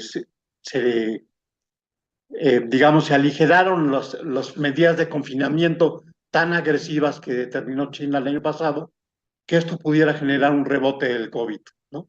O sea, lo mismo que ha generado expectativas de mayor crecimiento, pudiese generar un efecto contraproducente si la enfermedad, la pandemia, se llegara a expandir, ¿no? Y obviamente el riesgo geopolítico, ¿no? En la medida en que la guerra de Rusia contra Ucrania se agudice, pudiera ser un factor de riesgo. Ahora, es muy complicado, Eduardo, de repente tenemos como fotografías equivocadas. Por ejemplo, el año pasado, de las economías avanzadas, la que más avanzó fue Europa. El PIB de Europa creció 3.5. Le siguió China con un crecimiento del 3% y Estados Unidos creció nada más 2.1, ¿no? O sea, a pesar de toda la complicación que hubo con la guerra de Ucrania, Europa fue la zona que creció más. Ahora, dentro de Europa hay diferencias. Por ejemplo, Alemania nada más crece 1.9. ¿Sí? Entonces, el problema es que nos podemos quedar con la fotografía del año pasado sin pensar en el actual. ¿Qué espera Fondo Monetario para este año? Espera que Estados Unidos crezca 1.4, que la zona euro crezca nada más 0.7% y que Alemania nada más crezca 0.1%. Sin embargo, para China sí espera un repunte importante. Espera que China crezca 5.2 respecto al 3% del año pasado. En conclusión, Eduardo, Creo que vamos a tener un año de fuerte desaceleración y yo creo que si siguen subiendo las tasas de interés, sí pudiéramos tener un ambiente recesivo más fuerte de lo que piensa el Fondo Monetario Internacional. Estamos a horas de que la Reserva Federal tenga su primera decisión de política monetaria en este año, ¿no? Va a ser mañana. Es una reunión de 2 días. La decisión la toma el día de mañana.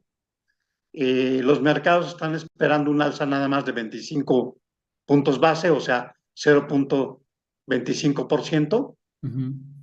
Pero como que la señal va más por el comunicado, ¿no? Aquí hay obviamente dos juegos, ¿no? La Fed dice, a ver, espérense, la inflación sigue siendo muy alta, no crean que yo voy a bajar las tasas de interés, como es lo que ha estado apostando el mercado con los mejores datos de inflación en Estados Unidos, sí, sino que voy a reducir la intensidad con la que suba las tasas. Entonces ahí tenemos como señales contradictorias, ¿no? De lo que espera el mercado y de lo que la Reserva Federal quiere mandar como mensaje. Hoy también viene The World Economic Forum. Hace 5 minutos se liberó el documento de este organismo, de esta iniciativa correspondiente a este año, ¿no? Sí, es un balance también de la economía. Yo creo que es el documento del Foro Económico Mundial, que hace también un balance sobre todo de tendencias, de riesgos y de cuestiones que sobre todo reflejan mucho el sentir que tuvo la reunión de Davos hace 2 semanas, ¿no? Sí. O sea, los empresarios a nivel mundial están viendo que esta puede ser una época de cambio y de oportunidades también en ese sentido, ¿no? Bien. Pablo, muchas gracias. ¿Algo más que atender? Sí, ya no dio tiempo, pero ayer salieron las finanzas públicas del cuarto trimestre y todo el año. Pues hay señales positivas en el sentido de que hay control de las finanzas públicas, pero también hay por ahí algunos focos amarillos, ¿no? Ya lo platicaremos mejor el jueves. El jueves, con mucho gusto. Gracias. Te mando un abrazo muy fuerte. Muchas gracias por estar con nosotros. Claro que sí, hasta luego. Muchas gracias. Gracias, Pablo. Saludamos a Juan Carlos Balda. Después de una pausa iremos con él. ¿Cómo estás, Juan Carlos? ¿De qué nos vas a hablar esta mañana? ¿Qué tal, Eduardo? La idea hoy es conversar y pensar sobre la importancia de gestionar equipos de trabajo multigeneracionales en nuestras pymes. Bien. ¿Cómo va la inflación allá en Argentina, Che? Y la inflación está en el orden del 5% mensual en estos días, con un dólar que ya está en 383 pesos. Madre. 383. 383 y se espera que para el mes de febrero supere los 400. ¿Y con cuánto se empezó Alberto Fernández su gestión? 60 pesos. 60, ¿ahí empezó? Ahí empezó 4 hace años. 3 años. 3 años. 3 años. Paso, madre. Híjole, mano. No te la acabas con esto. Ahorita te hago la cuenta mientras vamos a una pausa comercial. Y en la pausa comercial vamos a hablar de quién es Salvador Camarena, ¿no? Sergio Sarmiento. Sí, ya me equivoqué. Bueno, vamos con Sergio Sarmiento y regresamos. Esto es En torno al dinero. Con Eduardo Torreblanca y Lidia Barrón Cortés. Hacemos una pequeña pausa y continuamos. 583%, carajo. Vamos con la columna de Sergio Sarmiento, que titula a su columna Jaque Mate, la ineptitud, y escribe: el presidente López Obrador ha declarado que todos los males del país son producto de la corrupción de los exgobernadores neoliberales y conservadores. Por eso, ha dicho que al contratar funcionarios, lo que más me importa, más que la experiencia, es la honestidad. Ya para irnos entendiendo mejor, Si hablamos en términos cuantitativos, 90% honestidad, 10% experiencia. Antes era al revés, 90% experiencia, pero muy corruptos. Por eso, AMLO justificó el nombramiento de Octavio Romero Oropeza, un ingeniero agrónomo sin experiencia en la industria petrolera, como director general de Pemex. Romero Oropeza no tiene en realidad una reputación de honestidad. Según Elena Chávez, autora de El Rey del Cash, fue el encargado de exigir moches a los funcionarios capitalinos para sostener el movimiento político de López Obrador. Más que por honesto, el presidente parece haberlo seleccionado por incondicional. Dice Sarmiento, el problema es que Romero Oropeza no ha cumplido bien con sus tareas. Al inicio del sexenio estableció como meta una producción de petróleo crudo de 2.6 millones de barriles diarios. En 2022, sin embargo, se registró un promedio de apenas 1.785.000 barriles diarios, debajo de los 1.83 millones de 2018. Además, el director ha resultado distraído. Y hasta aquí parte de lo que escribe hoy Sergio Sarmiento. Me quedé pecado.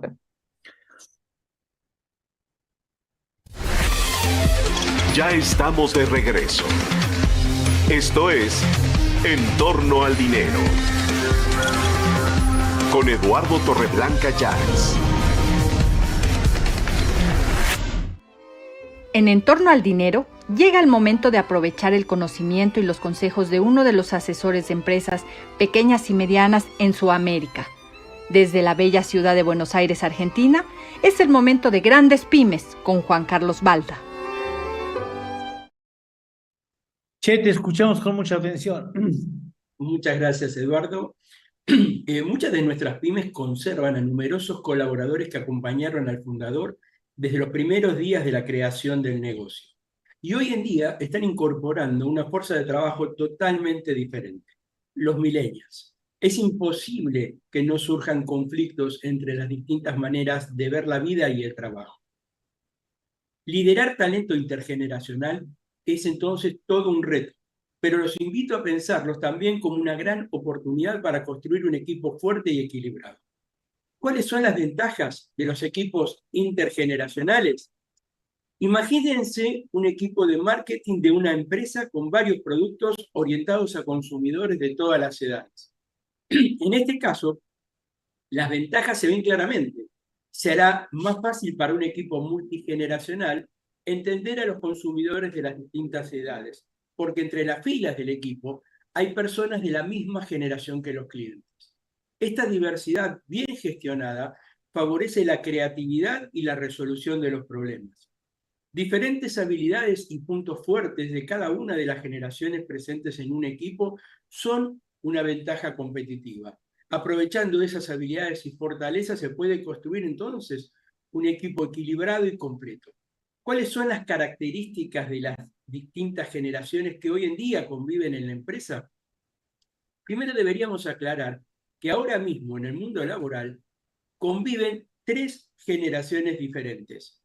Entender entonces la peculiaridad, la característica y las motivaciones de cada una de ellas nos va a ayudar a gestionar mejor sus expectativas y lograr una mejor integración dentro de un equipo. Por un lado tenemos los baby boomers. Los baby boomers son las personas que tienen más de 55 o 57 años. Ellos valoran la estabilidad y la seguridad en un puesto de trabajo. Muchos han estado toda su vida trabajando en la misma empresa y el trabajo suele ser muy importante para ellos. También lo es el estatus. Ellos viven para trabajar. Luego tenemos la generación X, entre 55 y 43 años, que es una generación de transición, una generación puente que ha vivido grandes cambios históricos, conocen el mundo con y sin tecnología, y esto hace que se entiendan bien con las dos generaciones, la anterior y la posterior. ¿Cuál es la última de las generaciones que vamos a mencionar? Los millennials. Los millennials tienen más de 24 años hoy en día, son nativos digitales, no conciben el mundo sin tecnología, están cambiando el mundo laboral, persiguen el crecimiento personal y profesional y para ello la calidad de vida es su prioridad. Ellos trabajan para vivir a diferencia de los baby boomers. ¿Cómo gestionar entonces un equipo tan distinto? Algunos tips para ser exitosos son los siguientes. Primero, entender las diferencias generacionales. Conocer las diferencias entre las distintas generaciones los va a ayudar a entender mejor cómo ven el mundo y sus expectativas. Puede ser el punto de partida para comprender que no todo el mundo se mueve y le motiva lo mismo. Luego, tenemos que conocer a las personas de nuestros equipos, porque ya, si bien conocemos las diferencias de las generaciones, debemos entender que no necesariamente que una persona tenga una edad determinada quiere decir que tenga que comportarse de una forma específica ni que tenga unas expectativas concretas. O sea, tener 60 años mentalmente no nos hace necesariamente baby boomers. Podemos tener una visión mucho más actualizada. Además, tenemos que generar confianza, tenemos que promover la confianza dentro del equipo. Tenemos que fomentar lo positivo, tenemos que resaltar las ventajas de la diversidad y aprovecharlas para que podamos tener el beneficio en el equipo. Diferentes puntos de vista y habilidades van a jugar a favor del equipo, siempre y cuando se tomen como algo positivo. Hacer ver al equipo estas diferencias es parte fundamental del trabajo del líder. Y además, tenemos que promover el aprendizaje colaborativo. Tenemos que estimular el aprendizaje entre los miembros del equipo. Se pueden establecer programas de mentoría entre los miembros más antiguos y los jóvenes que se incorporan recién a la empresa, pero cuidado, no solo los consejos de los veteranos a los jóvenes son importantes. Vayan un poco más allá y aprovechen el talento de las nuevas generaciones para aspectos como la tecnología, para que ellos se las puedan transmitir a las generaciones precedentes. Compartir conocimientos y formas de ver la vida no tiene que ser algo a transmitir de la generación antigua a las jóvenes. Estos últimos tienen también mucho que aportar, y hacerlo hará que todos se vean como iguales, como compañeros, y va a favorecer el espíritu del equipo. Y por último, tenemos que utilizar varios canales de comunicación. Las formas de comunicarse de las diferentes generaciones son muy distintas, sobre todo en lo que se refiere a los canales. Los más jóvenes suelen preferir canales digitales, email, chat, mientras que los baby boomers prefieren la comunicación en persona. Entonces, tengamos eso en cuenta. Para concluir, es evidente que tener trabajadores de diferentes generaciones es un rasgo de muchas empresas y lo será todavía por mucho tiempo. Y que más que plantearse si sus posiciones, visiones y habilidades podrán ser coincidentes, lo que cabe es aprovechar la oportunidad de construir equipos que tengan miradas multidisciplinarias basadas en las experiencias de sus integrantes, que además ha sido demostrado por muchos estudios como que son el condimento ideal para la obtención de logros. Muchas gracias. Al contrario, Che, muchas gracias a ti, gracias. Permaneces con nosotros. ¿Dónde se nos podemos comunicar contigo? Me pueden ubicar en las redes sociales como Grandes Pymes, o si no, en mi correo personal jcbalda@grandespymes.com.ar. Muchas gracias, Che. Permanece con nosotros. Hacemos una pausa. Terminamos la lectura de la columna de Sarmiento, publicado hoy en el diario Reforma. Y después vamos con Belén Aguilar. ¿De qué nos vas a hablar después de la pausa, Belén? Sobre las enfermedades tropicales desatendidas. Enfermedades tropicales que habíamos dicho. Este asunto, por si usted se acaba de sintonizar, pues ya sabemos que vamos ahí. Las tropicales han de ser muy bailadoras, las enfermedades tropicales, ¿va? Muy bailadoras, alegres, muy pero alegres. No tan buenas a la larga. Lo vemos después de una pausa, regresamos. Esto es En torno al dinero. Con Eduardo Torreblanca y Lidia Barrón Cortés. Hacemos una pequeña pausa y continuamos. Continuamos con la columna de Sergio Sarmiento, que escribe sobre la ineptitud y dice que Romero Oropesa resultó muy distraído. Pablo Zárate ha enseñado en El Economista que ni Pemex ni Hacienda consideraron los pagos que la petrolera debe desembolsar en 2023 para cubrir los vencimientos de bonos.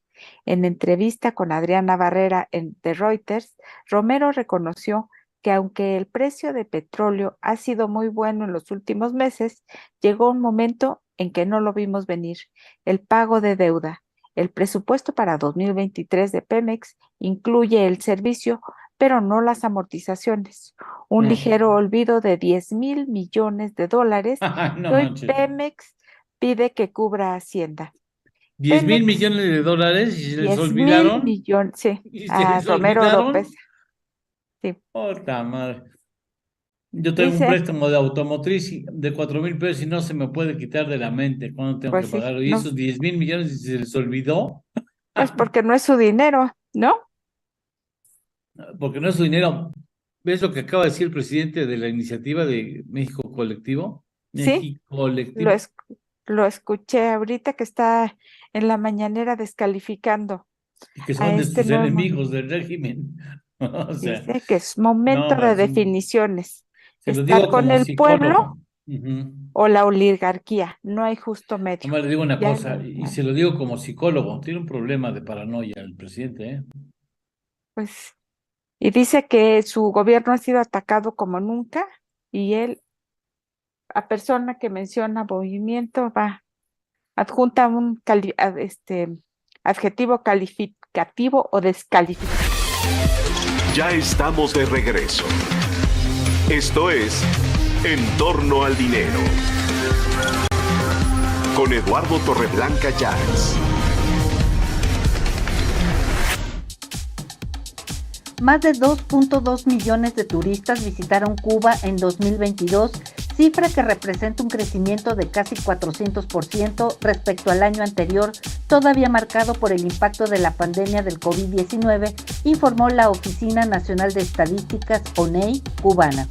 Hasta el mes de diciembre se recibieron 2.277.978 viajeros, que representa el 396.9% respecto a igual periodo del 2021. Los canadienses representan el mayor grupo de visitantes internacionales con 532,000 personas, seguido por los cubanos radicados en el exterior, 330,000, y los estadounidenses, 100,000. Así las cosas en esta jornada. Verónica Herrera, en torno al turismo. Te escuchamos con mucha atención, Belén. Muchas gracias, Lalo. Pues, ¿qué son las enfermedades tropicales desatendidas? Pues sí, parece que son muy alegres, pero tienen sus consecuencias. Estas son un grupo heterogéneo de 20 enfermedades prevalentes principalmente en áreas pues tropicales que afectan a más de 1,000 millones de personas pertenecientes a comunidades empobrecidas. Esto la causan diversos agentes patógenos, entre ellos virus, bacterias, parásitos, hongos y toxinas, y tienen consecuencias devastadoras en el ámbito social, económico y por supuesto de la salud. A menudo está relacionada con ámbitos ambientales y muchas de estas se transmiten por vectores. Están asociados con ciclos biológicos complejos y el agente patógeno que las provoca se hospeda en un reservorio animal. Todos estos efectos dificultan su control desde un punto de vista pues, de la salud pública. Te diré algunas de las enfermedades que seguramente ya has escuchado algunas y otras pues no. Algunas son úlcera de Buruli, enfermedad de Chagas, dengue, chikungunya, dracunucolosis, equinococolosis, trematodiasis de transmisión alimentaria, tripanosomiasis africana humana, leishmaniasis lepera, filariasis, algunas son muy complicadas, linfática, micetoma, cromoblastomicosis y otras micosis profundas. También la rabia, la sarna y otros ectoparásitos, esquizotomiasis, helmintiasis, transmitidas por el suelo, envenenamiento por mordedura de serpiente, teniasis, cisticercosis, trocoma y pian. Estas son algunas de las enfermedades como las que les digo, que son tropicales desatendidas, que pues normalmente se suelen adquirir en este tipo de lugares. ¿Por qué se llama desatendidas? Bueno, estas están desatendidas porque apenas aparecen en los programas de salud y son muy pocos los recursos que se que se destinan a este tipo de enfermedades, las cuales son prácticamente pues ignoradas. Son enfermedades que afectan a poblaciones desatendidas, además están asociadas a estigmatización y exclusión social. ¿Cómo podemos enfrentar entonces estas enfermedades si hay tantas barreras, ¿no? Bueno, pues para hacer frente a las enfermedades tropicales se requieren soluciones intersectoriales que adquieran desde la entrega de medicamentos a las personas que lo necesitan para hacer realidad la cobertura universal de salud, entonces, pasando hasta cuestiones de derechos humanos. El control de vectores, la salud pública veterinaria, por ejemplo, y el agua es clave en la intervención dirigida hacia los humanos también. En la hoja de ruta, la Organización Mundial de la Salud dice que para 2030 estas están en consonancia con los Objetivos de Desarrollo Sostenible. Es lograr que los servicios esenciales lleguen a todos los que necesitan.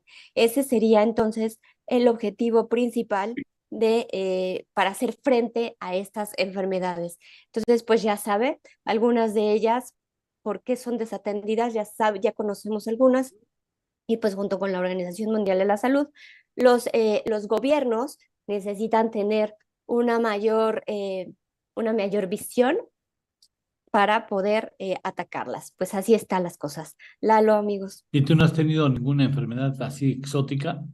No, Lalo, no, gracias a Dios por ahora no, pero como pues muchas de ellas están en el calor, en el agua, ¿no? Como la enfermedad de Chagas.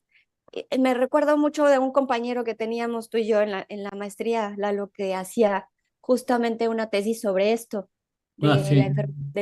especialmente la enfermedad de Chagas, que está relacionada con un pequeño insecto que pica, deja los huevos, ¿no? Y después caminan, se meten al torrente sanguíneo y llegan hasta el cerebro. Exactamente, por eso son tan graves. Pero son no hay síntomas, hasta que ya te llegó al cerebro, ya se jodió el asunto. Exactamente, y sobre todo pues están localizados en lugares tropicales, en el agua o en otros animales. ¿Viste la imagen? Es que era poco probable que hubieras visto la imagen de una persona que supongo que son esas piernas que está que está con un pantalón color beige y que se le pegan todos los moscos. No manches, maestro. Así es, y ahí dejan localizados sus huevecillos y bueno, pues de ahí se transmiten muchísimas enfermedades que son poco atendidas. Híjole. El reto de los gobiernos pues es atenderlas, ¿no? Mira más, ve eso, no, porque parece mentira. Yo te digo porque estoy en una zona donde hay moscos, sobre todo en algunas épocas del año. No importa que tengas pantalones o calcetas o lo que sea, sobre de esas llegan y te pican. Así es. Y después no saben ni qué diablos, ¿no? A mí yo en alguna ocasión tuve una enfermedad exótica desde la que algún día hablaremos porque nadie dio de qué caramba estaba yo enfermo. Pero bueno, ya yo creo que ya llegó el momento de despedirnos, Belén. Muchas gracias, Che, por estar aquí con nosotros. Pues llegó el momento. Gracias, Juan Carlos. Gracias a todos ustedes por acompañarnos este día. En nombre de mis compañeros de En Torno al Dinero, les deseamos un gran día y exitoso. Que esté muy bien. Gracias. Adiós. Gracias. Llegamos al final de nuestra jornada. Acaba En Torno al Dinero con Eduardo Torreblanca Llanes.